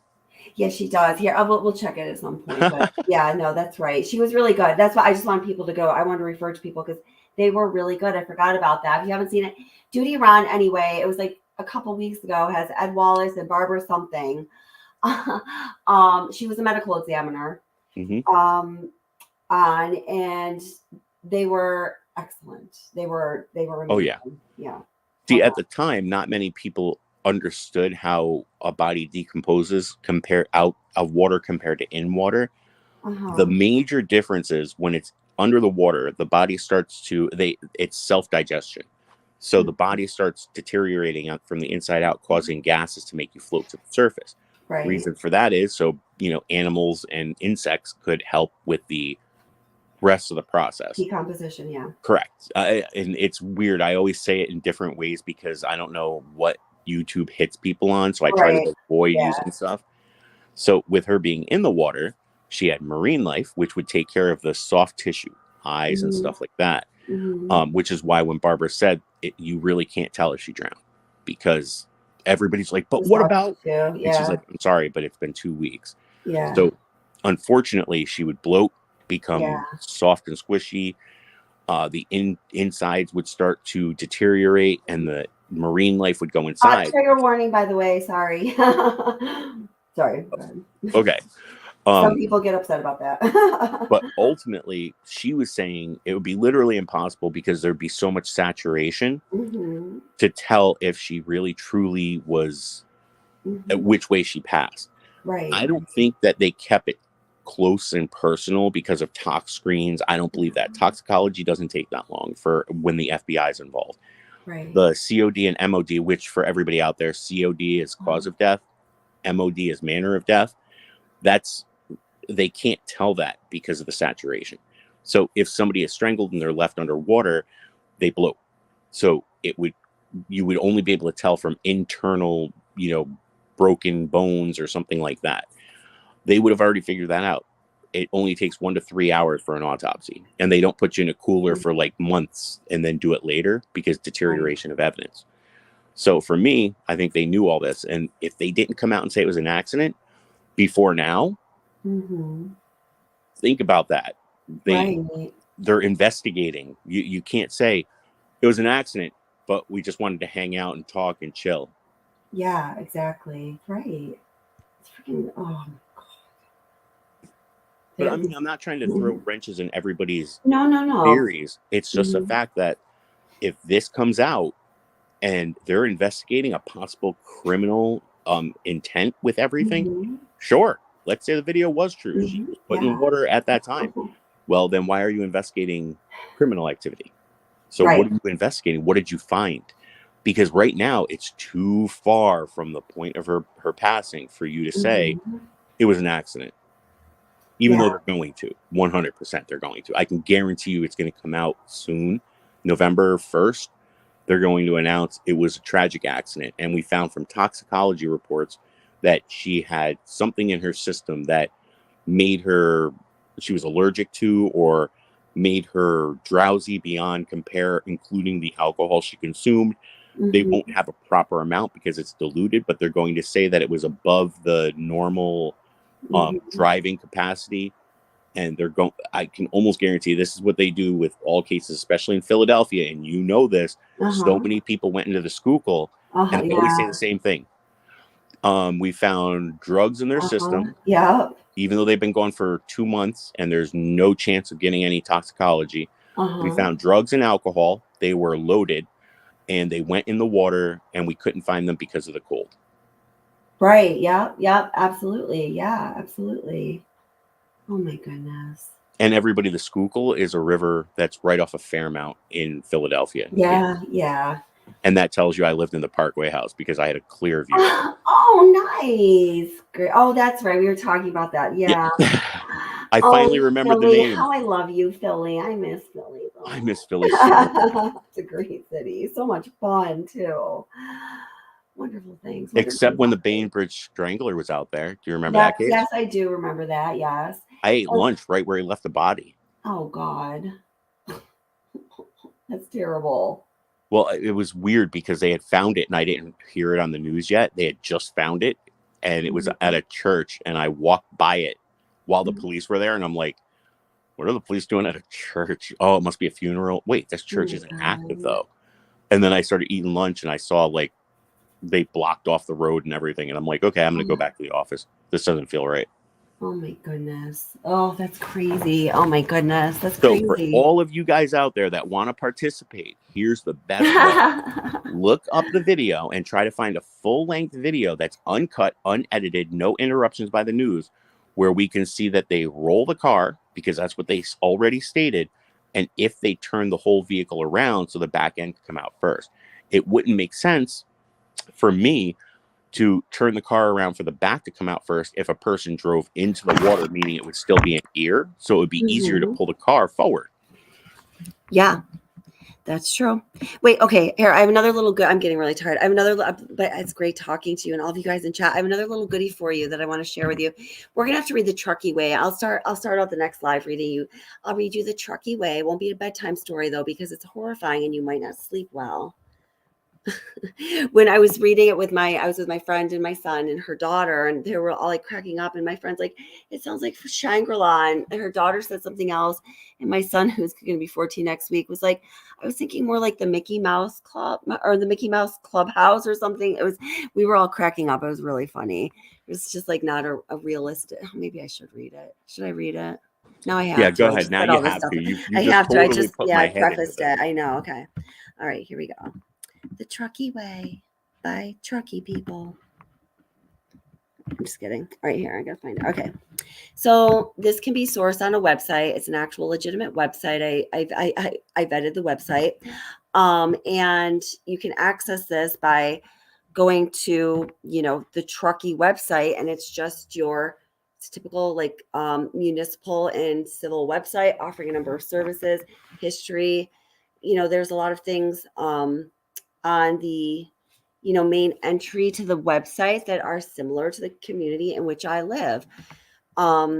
We do not have a Truckee Way though, and I mean, I could probably list 5,000 reasons why we don't, and I shouldn't even, let me just read. The Truckee Way by Truckee people. Are you seeing it? I want to make sure you're seeing it. Yeah. I don't know if let me take the chatters down. Sorry guys, want to get a good view of the Truckee Way. Why is that still on? I don't understand. Here, hold it. No, go away. Oh, hi, John. All right, make this a little bigger in case you want to read along with me. Maybe I can't though. Yeah, I can't. Okay, we're good where we are. All right. The Truckee Way by Truckee people. Since incorporation, the town of Truckee staff and decision makers have embraced a set of operating principles known this word always kills me. I can't say the word. It always kills me. You can read it. As the Truckee can you say that word allegedly for me, please? I can't see it. Hold on. Let me see. COLLOQUIALLY. Hold on. Is it in the first sentence? Because I can zoom. It's like that. Yeah. First little 2 sentence. Colloquially? No, it's like yeah. Colonoscopy? No, colonoscopy. There you go. Ding, ding, ding, ding, ding. Just say colonoscopy. Okay. For it makes it easier. Okay. Operating principles known colonoscopy as the Truckee Way. The following provides the essence of this philosophy. We will treat everyone and their point of view with respect, courtesy, and fairness. You see why my son thought immediately this was the Mickey Mouse Clubhouse. We will approach issues with creativity and innovation. We will conduct ourselves and the town's business according to the highest ethical standards. We will encourage the free exchange of ideas and information by open and honest communication. We believe that non-adversarial dispute resolution results in the most effective community decision maker and employee involvement in the town and its future. If you really break that sentence down, it actually means nothing. But anyway, a set of core values shape the town's approach. And then there's a colon. So they're saying, and here they are in bold, clear priorities. When the town incorporated, the citizens made it clear that their priorities included roads, snow removal, law enforcement, and land use, planning, and building. Considerable efforts over many years have combined to fulfill those priorities. While the town's priorities have expanded over time to include services like bike paths and trails, solid waste, and transit support, establishing clear priorities continues today. With an annual council priority setting retreat, transparent budget workshops, and robust community participation, outreach, and communication efforts. The next of the I gotta go. Whoops! The next thing that's in boldface is with the next of the values that shape their approach. The next of their core values is this. Okay. No surprises. Everyone working for the town and making decisions is committed to a, quote, no surprises, end quote, policy. Early warning of potential problems or upcoming issues is mandatory because they all bring their crystal balls to work. The next core value is community outreach, involvement, and transparency. The town views itself as part of a larger family, which makes up the community. When a community concern arises, the town believes its role is to reach out and actively engage all segments of the community in an open and transparent dialogue. The next core value is non-adversarial decision-making. Oh my God. The Truckee Way relies on consensus. Oh my God. Seeking decision-making process modeled on the concept of interest-based negotiation developed some years ago by Roger Fisher and William Ury of the Harvard Negotiation Project. Do some research on that, please. It's really not the applicable method or strategy. Interest-based policy negotiations rely on 6 fundamental principles. Now we have another colon. So here come the Nexon's principles upon which one of their core values stands. Get it? Numero uno. This is kind of sounding cultish. Yeah. Number 1, separate the people from the problem. No personal attacks or assignment of blame. Number 2, focus on the interests of those involved, not the positions they may take. The process looks for a, quote, wise, end quote, outcome that tries to meet multiple interests. So that basically means, we're appeasers. We're a bunch of spineless appeasers, and we like to coexist in that manner. Like, that's how I read that. Number 3, invent options for mutual gain. Many options will be considered to solve the problem or develop the policy. Oh, this is what triggered my son to say the Mickey Mouse Clubhouse. Sorry. Invent options for mutual. Never mind. Where you get to pick like the Mousecatool. I don't know how familiar you are. Anyway, number 4, use objective criteria to create and measure potential options and solutions. When you say, now this is me speaking. When you say measure solutions or outcomes, my antenna goes up and I am scrutinizing everything you're saying. And what I have perceived is they have no idea what they're talking about. Okay, anyway, entrenched positions, inaccurate or misleading information, and simply, quote, the loudest voices, end quote, will not be the basis for decisions.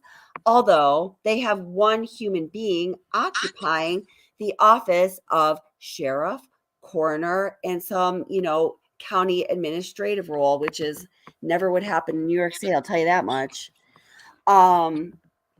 Number 5, first, listen carefully to understand, then speak to be understood.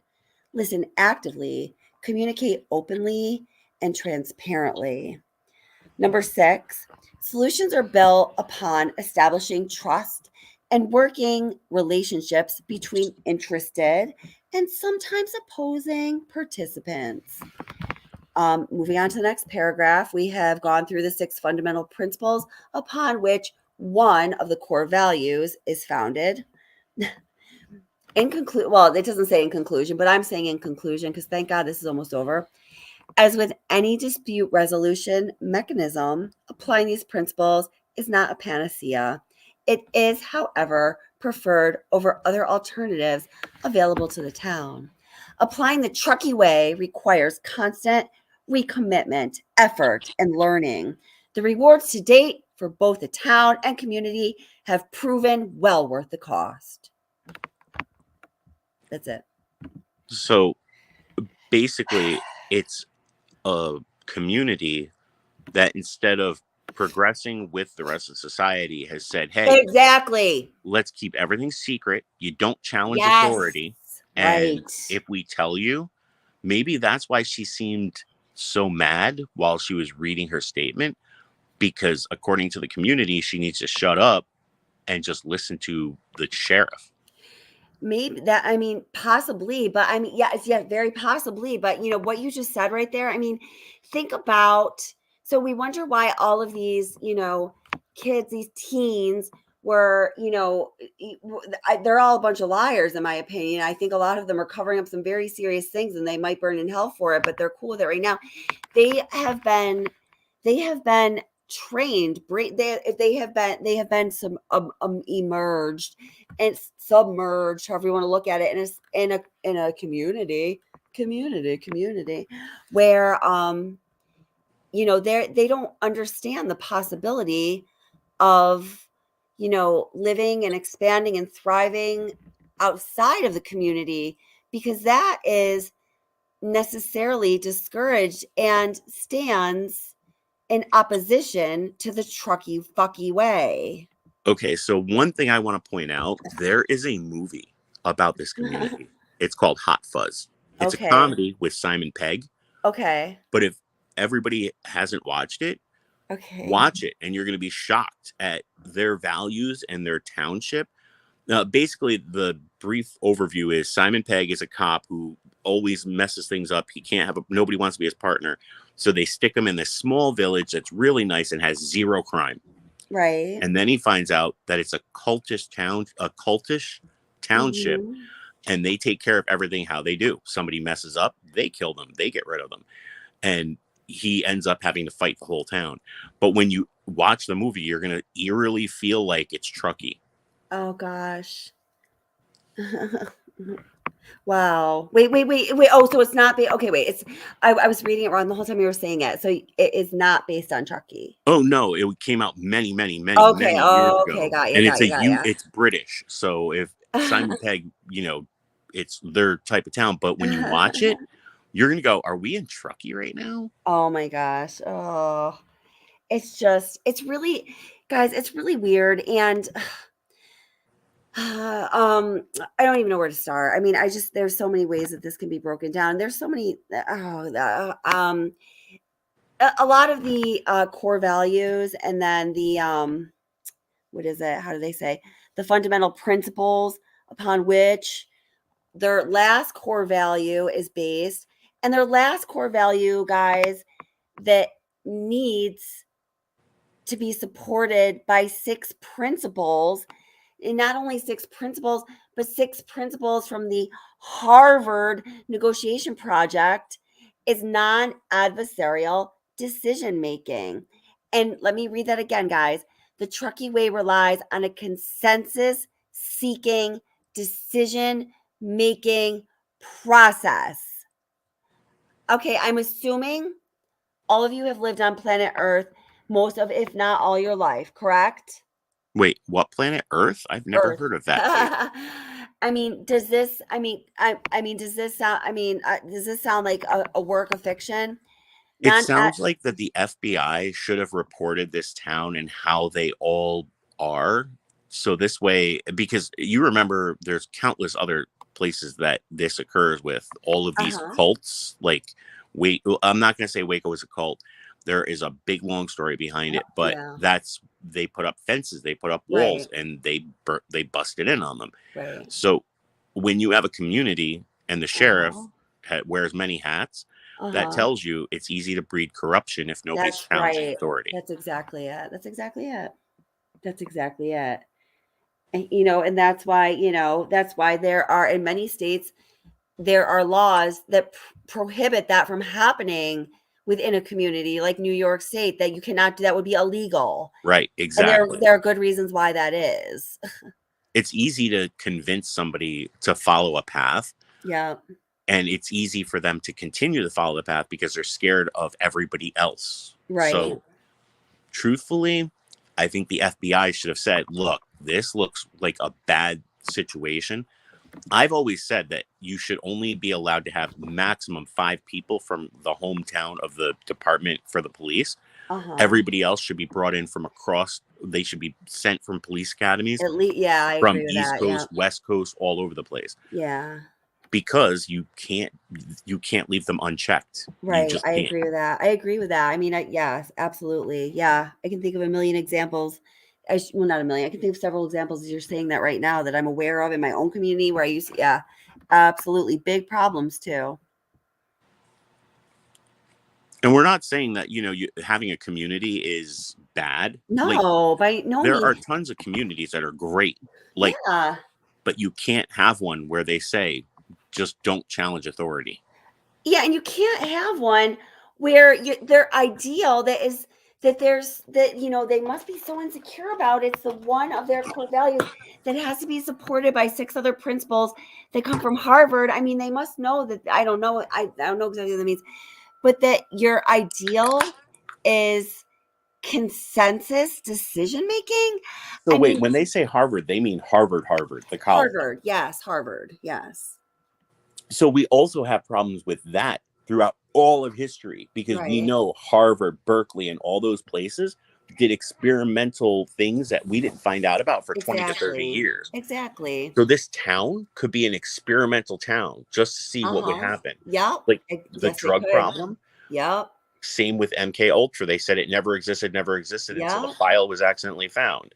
Then after so many people were ridiculed and lost their jobs and families and everything or their lives, it finally came out in the Freedom of Information Act by accident. And all of this is done to communities, small communities that people won't notice that it's happening in. It's not a good look. No, it's not a good look. I mean, this is truly shameful. They should be revising this immediately. It is. I have to get going soon because I'm really tired. But all right, we will talk in the future about why this is such a bad idea and why this fits into the bigger picture. There's so much more. I mean, I know you guys know that, but there's so much more I want to share with you from my perspective and some things that I've learned and see what you guys think because I always learn the most from you guys. I'm going to drop out of the StreamYard. Can one of the mods please drop her email so this way I can take a screen capture? Yes, absolutely. I'll just do it right now. I can do that really quick. And it was a pleasure working with you. Yes, thank you coming up. Thank you for coming up. It was wonderful to see you. I always love hearing your ideas. Teamwork. Teamwork. So please email me and I would love to support your new channel however I can. That's you definitely know I'm going to be supporting and the merch. I'm going to start becoming a promoter for your merch. Well, I'll send you what they look like. You might hate it. So probably not, but maybe. You never know. All right. I'm coming out into the chat, everybody. I'll see you there. Awesome. Look out. Here he comes. Thank you guys for putting my email up. So it's just anyone who's trying to get my email. It's just wattsobsession@gmail.com. People often will put What's the Obsession because it's the name of the channel. Probably should have made that the email address. I think I don't know what I was thinking. But it's just What's Obsession. Oh, gosh. Are you still here, Gregory?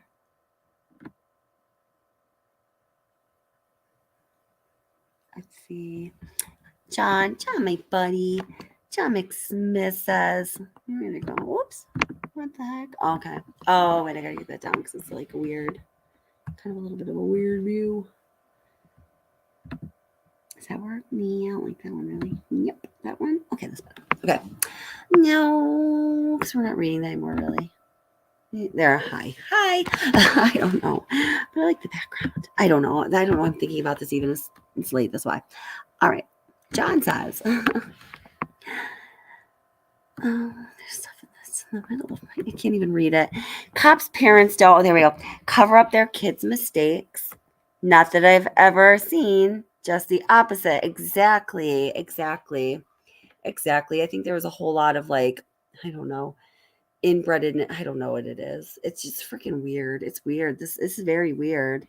I mean, is anyone who's in chat right now, like, look at what's going on in this community? And please, if you do think like there's nothing weird, please feel free to say that. Like, that's okay. Like, maybe if you said that and some of us are being too harsh in our judgments or criticisms or the way we're talking about it, there will be people who will consider what you say and they'll rethink their position. And this is what helps, I think, keep the community around this channel very balanced and like we all get along, because that's always being facilitated, because I just don't want to have it any other way. So it's okay to say that you think that there's, like, guys, I really don't see that there's like anything wrong. Would anybody be willing to say, well, please tell me if you feel that way in chat. I don't know. Just, you can just type Truckee Way and I'm just kidding. Now I made a joke about it, taking away from my intended sincerity. Never mind. I'm tired. Most people I've talked to think to varying degrees that something was very, very strange about this community. I don't know.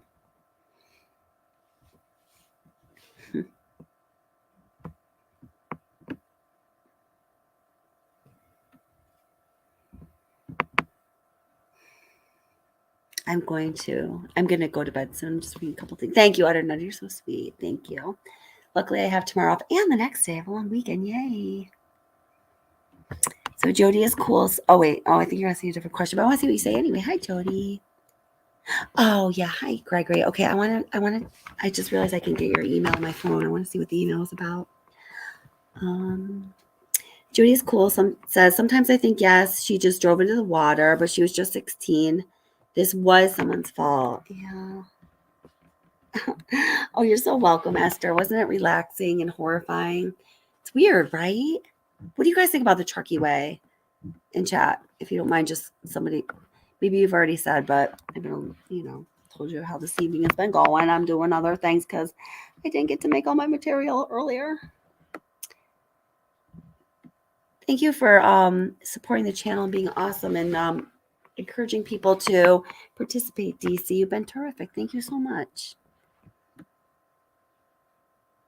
Twin Peaks, they all look alike. Yeah, I've heard some people say Twin Peaks. Yeah, they all look like they kind of do.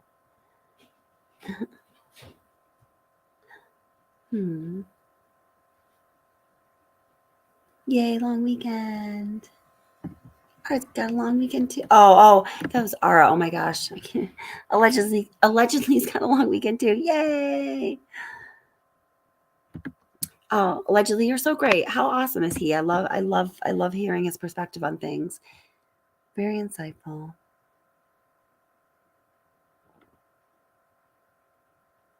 Oh God, I know. Candy. Ugh.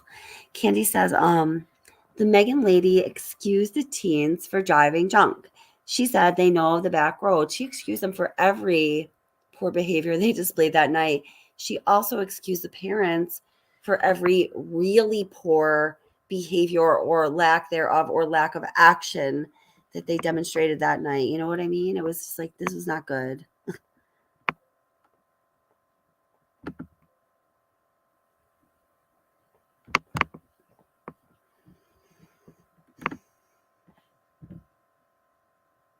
Perfect for Halloween. Totally. Ara says, interesting, but not as creepy as others make it seem. So I think, I don't know, when, I have a lot more to say about the Truckee Way. If some of the statements or the core values or the supporting principles in there just kind of like rang a bell for me. I was like, I feel like that's like something that was a premise of, I don't know, like some class I took for my math. I don't know, whatever I've learned along the way. And so I started to look up some of those things as they were being triggered in my head because of something I read in the Truckee Way. And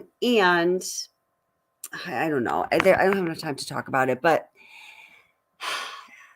I think if you look a little deeper into it, I think it does get creepier. Whoops. So of course we'll be doing that at some point, but oops. Okay, I officially can't find my mouse. I have almost no voice.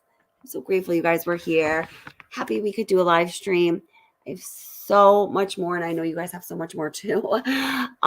So look for upcoming live streams and videos. I'm going to put out a few short videos just to get out some of the information that I wanted to kind of present all at once this evening, but it just didn't happen that way. So, maybe it's meant to go out in those small spurts of information. I'll probably reach more people that way, which if justice does need to be served for Kiely, I think that's a good thing.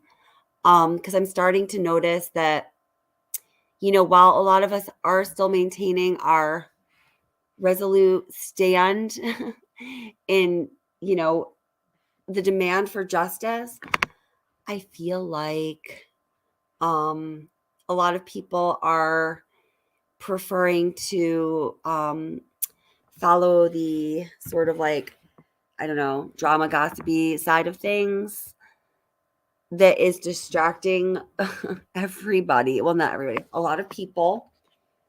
And it's definitely taking away from what's important here. But we're not going to do that. We don't do that. We're not going to do that here.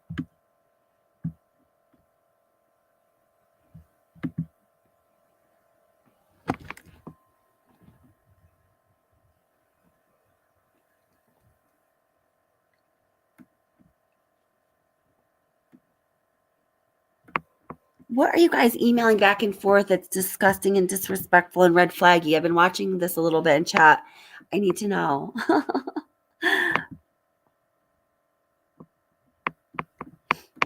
After I just talked about channels talking about the gossip and drama so much.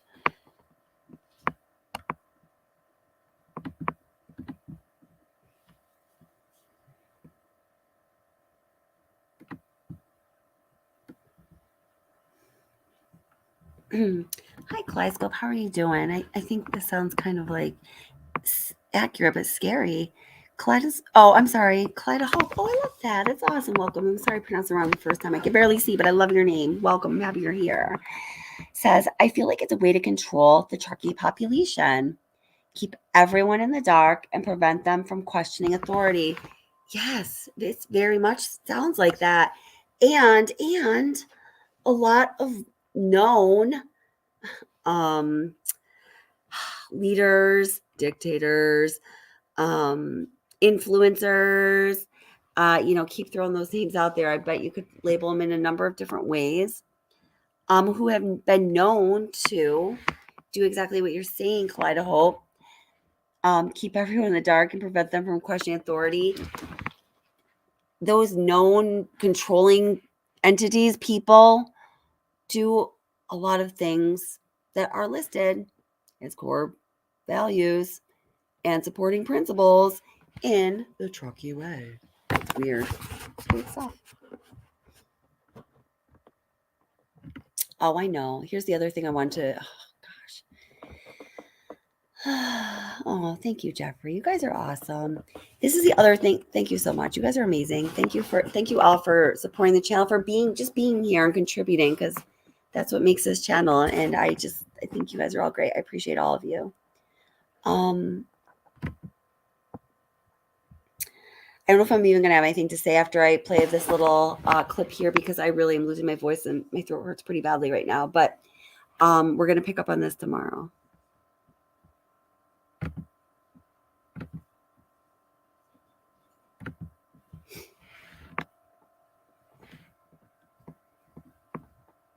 We started looking at some of this old press conference footage a few live streams ago, guys, and I was just like, I got sucked in. Oh my gosh.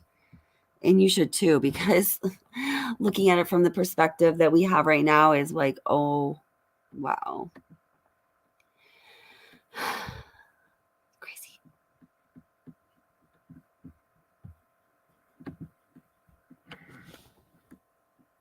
Isn't it? Oh, there it is. Okay, hurry.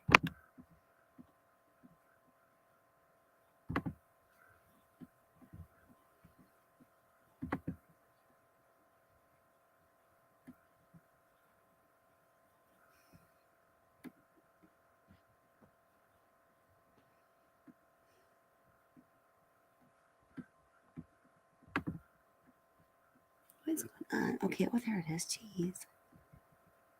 Streamer just like froze. That was super weird. All right. Goodness gracious. Okay, what is that? I think it's it. Let me see what everyone's wearing here.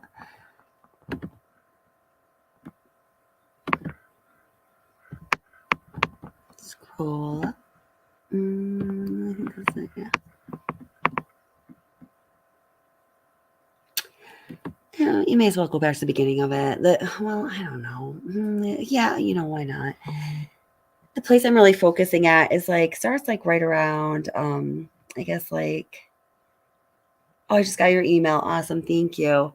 It starts right around 4 minutes and 30 seconds or 5 minutes. But I'm just gonna go back because there's a lot of crazy stuff that's said here. Located near the campground. It was located by a search and rescue ground team. Kiely's family was notified of the potential development.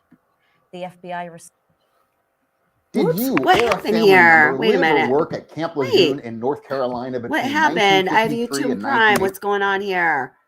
Why is everything going wrong? All right, hold it. Let me try that again.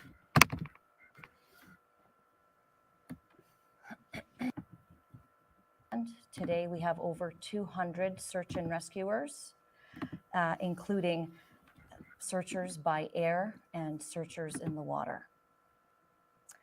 Our detectives and FBI agents continue to sort through and comb through over 1,000 leads that we've received up until today from the beginning of this search. Yesterday, there was a potential burial site that was located near the campground. It was located by a search and rescue ground team. Kiely's family was notified of the potential development. The FBI responded to secure the scene yesterday and was accompanied by the Placer and Nevada County Sheriff's offices. FBI agents investigated the site through early this morning and recovered the remains of a dog. Let me be clear. We have one team, one mission, and one goal, and that is to find 16-year-old Kiely Rodni. We will not be holding a community meeting tonight. There's a concert, we understand, to support Kiely's family happening at the Truckee Regional Park from 1 to 4 p.m. We'd like to remind everybody we have set up multiple ways for people to anonymously contact the Sheriff's Office regarding tips. Some of those options are available here to my left. We have an online portal. We also have a tip line that you can call by phone. We also have a link tree that we set up for people who would like to submit any photos and any videos from that evening of the party. You will be able to submit them anonymously without using your name, number, or email address. And you don't have to send them to freaking Sammy Smith first. So again, we still are urging people in the community who may still be hesitant. You're not going to get in trouble. All we want to know is, where is Kiely? Where is her vehicle? We just want to find Kiely. Thank you. Angela, can you or the officers behind you confirm that her phone, Kiely's phone, the last ping was? Okay, so here, guys, they're asking about the last ping here. So you might want to listen to this. I believe this is one of the instances in which she says, shut off. I mean, I can't, let's just listen. I think it is, but let's listen. The officers behind you confirm that her phone, Kiely's phone, the last ping was near the water.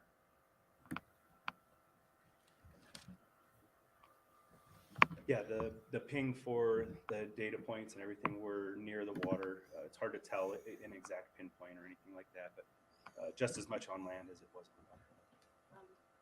That's what I was told, is that it was near the water and searches took place near that vicinity. Are those going to continue? Yeah, today we have 226 searchers, pretty astronomical number. I think the overhead team at the search and rescue,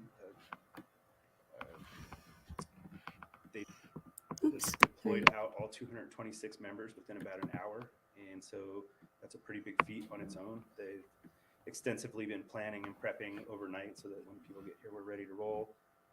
The area has been walked, driven, flown, grid searched. They're getting into tighter grid searching to, at this point, I'm sorry. we're looking for small and anything evidence-wise, as opposed to cars, people, things of that nature, even phones. We're trying to make it even tighter. We had swimmers we announced the other day that actually did surface swimming, so we don't want to disturb the water even underneath, because that can cause its own problems. And divers have been deployed at this point as well to assist in the search, and it's been pretty thorough overall. But yeah, we continue to look for that item as well. Just because it was last pinged there, that doesn't mean that that's where the phone stopped being. There's lots of reasons of why those notifications or data points could be lost. What body of water and what time that last ping was? The Prosser Lake is where we're focused on right now. But again, that doesn't mean that that's the last location. When was the ping that you had? I think the last location known that we've put out, from I think day one is around 12:30 in the morning. It's 12:33. This morning I was out by Prosser and there was a dive team from Alameda. But just a few feet to the side there were people recreating and throwing money. Are you not afraid about them disturbing any possible evidence that could be there? Yeah, you balance this, shut everybody out, and we don't have evidence to say that there's something that we're going to locate. Are you better off having more eyes in the area or not? There's times where we have shut down areas. We closed off the boat ramp at one point in time to cover like certain area and ground and things like that. So there's always a concern, but we also don't have like a, hey, this is the area. And so at what point do you cut off the entire Forest Service and things of that nature? So Go back 30 seconds.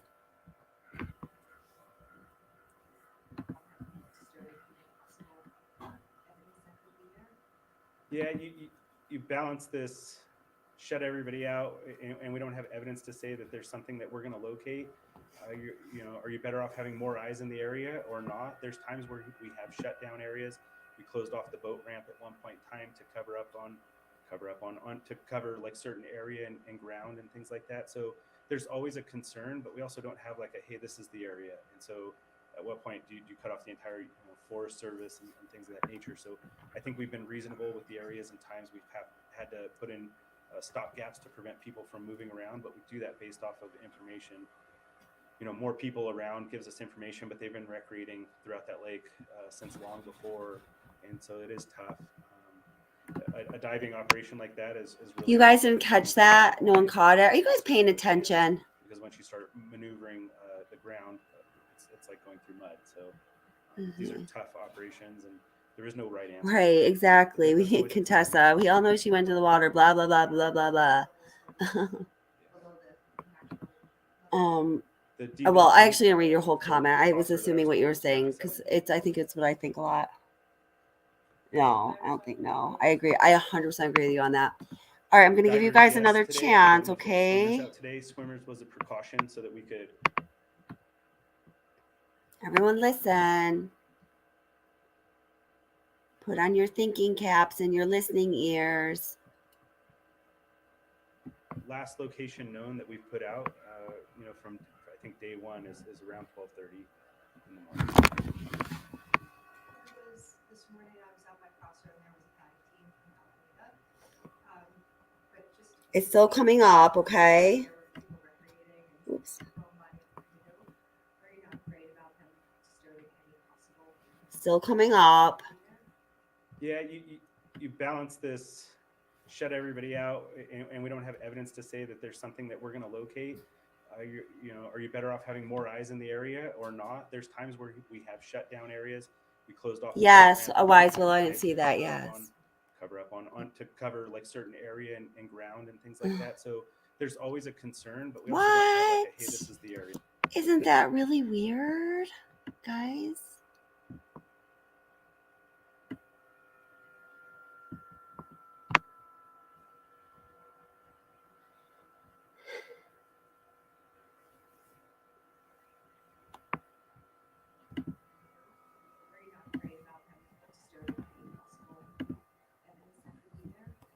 Yeah, you balance this, shut everybody out, and we don't have evidence to say that there's something that we're going to locate.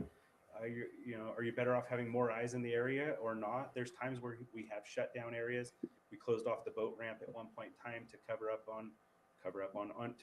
like certain area and ground and things like that. So there's always a concern, but we also don't have like a, hey, this is the Not area. according to the Truckee Way. Oh my God. The entire, Gregory, I don't want you to start to quote the Truckee Way because, it's a slippery slope that we're on now, okay? Sometimes that's how it begins, okay? I'm just saying. Locate.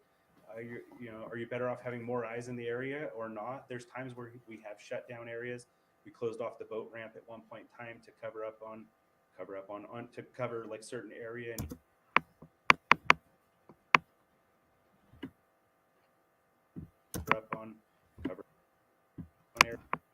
areas.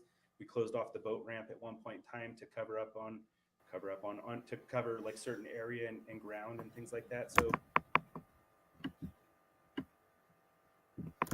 there's times where we have shut down areas. We closed off the boat ramp at one point in time to cover like certain area and ground and things like that. So there's always a concern, but we also don't have like a, hey, this is the area. And so at what point do you cut off the entire Forest Service and things of that nature? So I think we've been reasonable with the areas and times we've had to put in stopgaps to prevent people from moving around. We do that based off of information. More people around gives us information, but they've been recreating throughout that lake since long before, and so it is tough. A diving operation like that is really almost like you're going into the water blind, and they're basically searching with hands, because once you start maneuvering the ground, it's like going through mud. So these are tough operations, and there is no right answer for everything, but that's always a concern. Everything is. Do you know about how deep it is right now? It's water levels below the natural level. The deepest point. Wait. Willow, raise an hold that. Raise an eyebrows of the officer behind in blue. Let's go back. Look at, he's like, I don't know. Look at them right now. They're all like, I feel like they're all very aware that he just said cover up a few seconds ago. I don't know. Is that like too much? Am I looking too much into it, guys? I don't know. Maybe I am. Raising eyebrows. All right, let's look. Time to cover like certain. Oh yeah, you did. Holy cow. Things like that. So there's always a concern, but we also don't have like a, hey, this is the area. And so at what point do you cut off the entire Forest Service and things of that nature? So I think we've been reasonable with the areas and times we've had to put in stopgaps to prevent people from moving around, but we do that based off of information. More people around gives us information, but they've been recreating throughout that lake since long before, and so it is tough. A diving operation like that is really almost like you're going into the water blind, and they're basically searching with hands. Areas and times we've had. Are you better off having more eyes in the area? Or not? There's times where we have shut down areas. We closed off the boat ramp at one point in time to cover like certain. He does. What a good call. He raises the eyebrows right after he says that. Oh my gosh, that's crazy. I don't know, man. I don't know. Aw, Tina and fam, that's so sweet. I'm so happy you're here. I'm glad that you're liking the chat. Isn't the chat great? You're such a good peeps.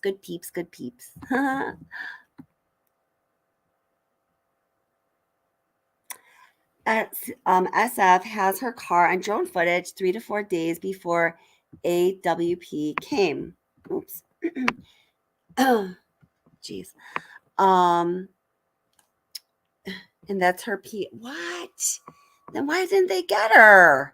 Oh my God. Oh God.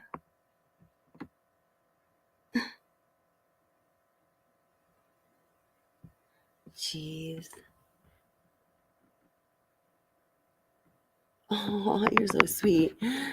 I saw Turquoise was saying she put peroxide in her ears. Her family thought she was crazy. Oh my gosh.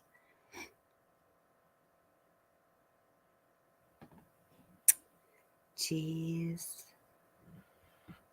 Yeah, the water was clear.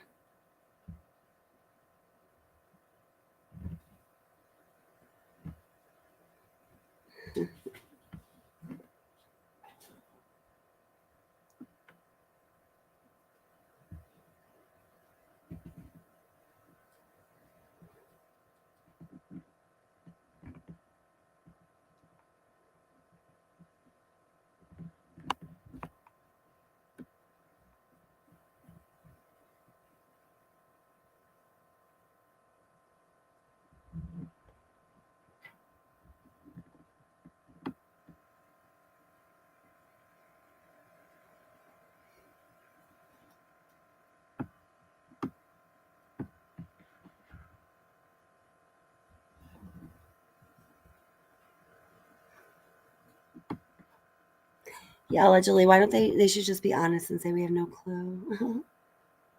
Hey, yo, mean girl, how are you doing? Welcome. I know. I know. Here, I mean, just listen to a little more of this. I guess I'll just. How long? Ooh, this is pretty long.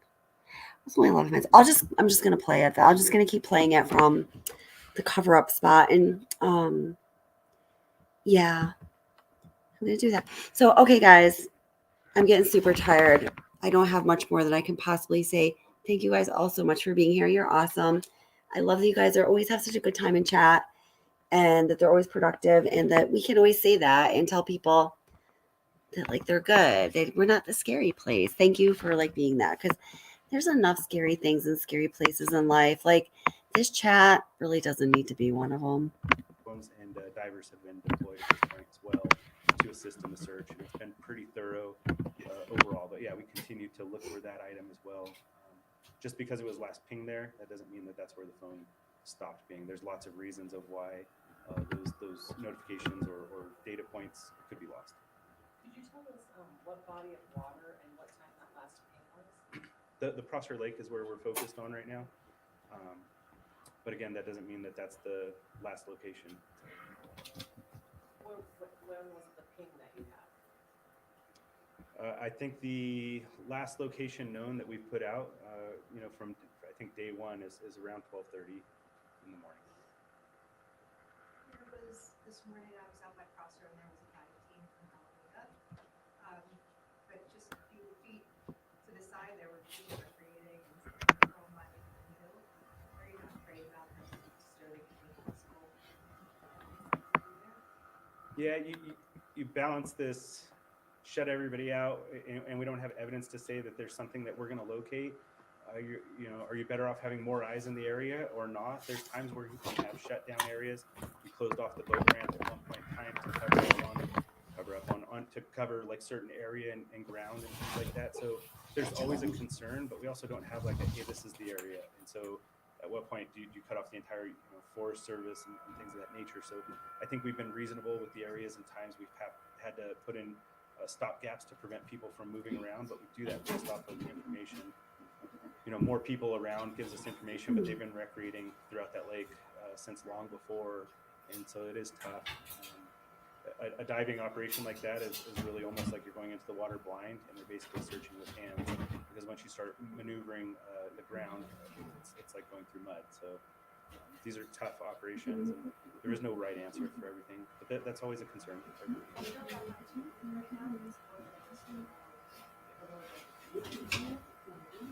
The deepest point for Prosser that I was told was 57 feet. Do you have divers out there today and swimmers today? Divers, yes, today. I don't know if they have swimmers out today. Swimmers was a precaution so that we could ensure, to clarify, because there's so many levels to this. We had boats, we had side sonars, which allow you to see things, certain types of fish finders, which can go lower down into the water.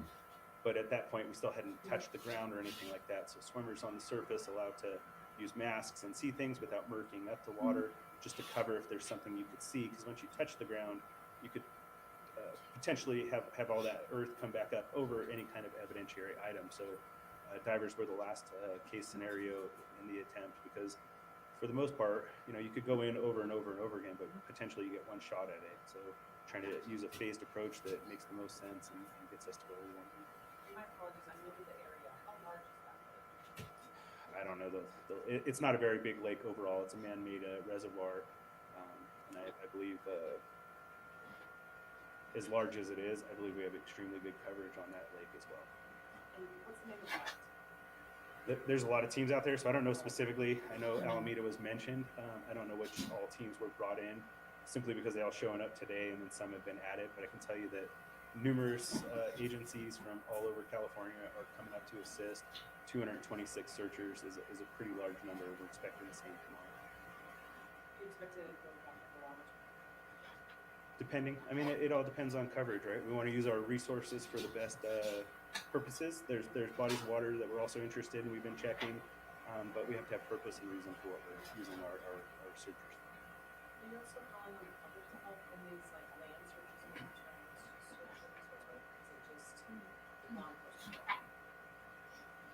Our searchers are volunteers, the majority of them, but they also go through a training. So CalOS has a typing system. So when the sheriff's office is going to utilize searchers for a specific purpose, they have to be trained up, they have to have all these things, and they're covered under what's called a disaster service worker. So workers' comp is picked up by the state in case of things that could go wrong or injuries and whatnot, where we wouldn't be able to supply that for people in the public. And so we don't give direction, but we also provided a mapping system, CalTopo, which is a free app that anybody can download, but we've also included a map that is here locally at the family's trailer here in the rec yard or the rec center parking lot. It has a map, QR code, and then people can see where other people have searched and also contribute to the tracks. We're going to take 2 more questions and then we're going to wrap up the press conference. How long do you guys see yourselves, the level of hours that are being put into this, and then people to one how much longer can we expect this to be very encouraging, but at some point it's going to be wrong. At least I'll speak to the investigation side, and that is that as long as tips are coming in, we're going to continue that effort, and we'll continue that effort as long as we can. And obviously, if a tip pans out and leads us in a direction, we're going to devote resources to that. So, I'm just speaking to the investigation side of the house. This will continue if it's unsolved as long as it goes, and we'll continue to dedicate resources to it. Well, it's been a week, and we know there's a lot of people out there, and you're saying you won't get in trouble if you come forward. But what can you say to somebody who might know something or seen something after a week and they haven't come forward yet? There's a huge reward. So what is it that we can say to get someone to come forward who might have that important information? I would just encourage them to do so and do the right thing. We've received over 700 tips. Over 1,000. Over 1,000 tips, but 700 and I believe 20 that have been entered and received, and we are following up on leads. And so that obviously takes resources to do. But if we have that one tip that we... Holy cow, Contessa, is that your birthday, 12/31? Because if it is, my birthday is the day before after yours. There's lots of Capricorns here. This always happens. That's so weird. Okay, sorry. I'm just reading some random things in chat. in the right direction, that could change everything. Thank you. This wraps up the press conference. Oh, we'll take one more question. And my best friend's birthday and her husband's birthday are December 31st. Captain Brown, the other day you had mentioned that you were trying to also put into place a way for people to upload like GPS coordinates of where they've been and that kind of thing. Is that in place yet? I believe that is in place, and I want to say that there was. Oh my gosh, that was a long time ago. Oh yes, Capricorns are the best. I can follow up with it too and get back with you. But at the trailer, I believe we had members out there to give people some instruction.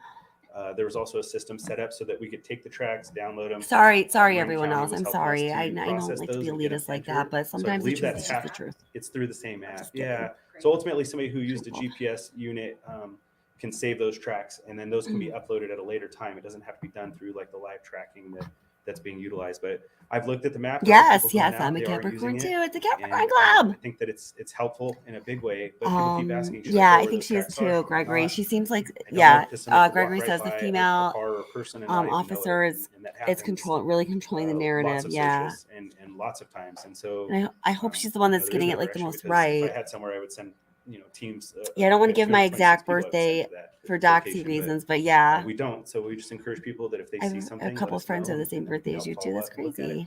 Don't touch things if you see something and you're concerned about it, let us know. Yes, Contessa, we get the lifelong jet. Yes, those combined presents every freaking year. Have to tailor back at some point in time, but our teams even today, this morning, are building out plans that go well beyond any point of time and continually expand. And when that time does come, we'll work on. Wait, Gregory's birthday is the same as yours, Contessa? What? This is weird. Much like the investigative side, it never stops and never ends. And this is a highly recreated area, so I just encourage people to keep their eyes out and keep looking around and let us know if they see something, even if it's small or little. We'll come take a look and see if it helps us piece things together. Thanks. Thank you, everyone, again for being Gregory, here. your birthday's December 31st, too. Oh my God, that's so crazy. This is very weird, guys. This is like a cosmically created channel. Oh my God, maybe we are from Truckee. I don't know. I'm so confused right now. It's all so confusing to me. Oops. Oops, hold it.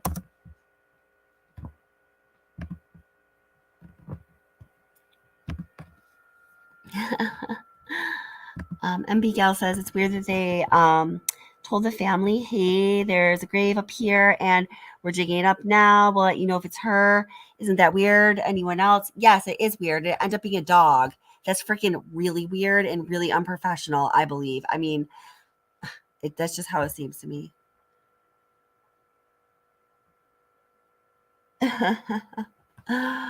Oh gosh, you guys are so funny. That's so, yeah, my best friend and her husband are both the December 31st, and mine is a day before or after. And so is Gregory's, and so is Contessa's. Oh, and Candy's is the 22nd, and allegedly is, coming in like honorable mention, still a Capricorn, but in January. It's like Capricorn tag-alongs. I'm just kidding. That's so funny.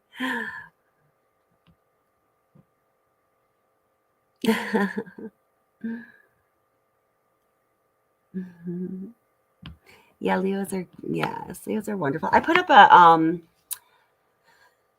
a survey about zodiac signs a while ago, and tons of people participated. I should keep up with that. People seem really always interested. Yeah, same. I always get along with another Capricorn too. You're a Capricorn. When's your birthday, Turquoise? Yes. Yeah, I know. I am gonna go get some rest. Aw, so funny. All right, guys. All right, I'm gonna go. Everyone, be safe. Thank you so much for being here. You guys are all awesome. I'm going to try to go live tomorrow. If not, definitely Monday. Probably tomorrow on Kiely, Rodni, and Monday on Watts, and then maybe not for the rest of the week because work is just like my job responsibilities are big. Yeah, so I gotta make sure I stay focused on that. Ooh, Urban Legends Live. I like that. That's a good one. Yeah, and we still do have to do the okay, so maybe it doesn't have to be on a case. We still have to do the sharing your paranormal experiences.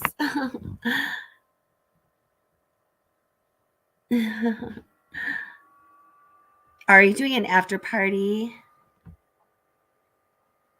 Oh yes, please do.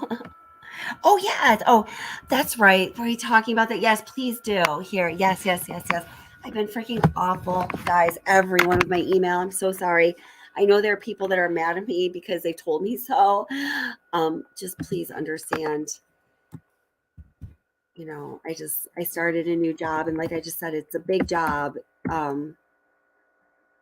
lot of responsibility and I take it very seriously because of the impact it has on people's lives. And then I have this YouTube channel, and then I have my rabbitry and my 31 resident bunnies, and then I have my 13-year-old son, and he's just one, but I've been a single mother his whole life. And then I have my parents who have become very needy, and it's just a lot. So I'm sorry if I haven't emailed you back. Anyone, please just don't take it personally. Don't feel like it's personal and it's any slight on you. I just don't want anyone feeling like that, but I literally I can't keep on top of everything.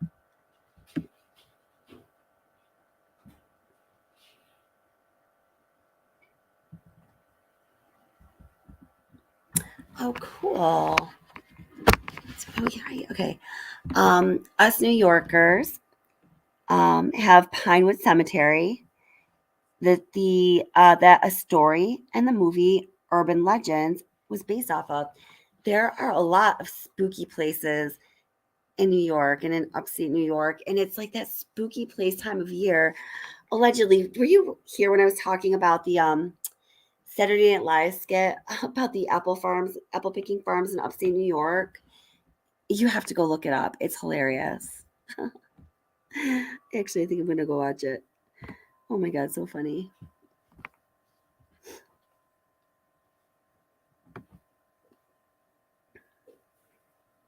It is rewarding, yeah. It is. Yes, Gregory, take care of your voice. Right, I'm going to stop talking. All right, everybody be safe. Love you. I'm going to go suck on a lemon and some honey and rest my voice. Bye, guys. Thanks for being here.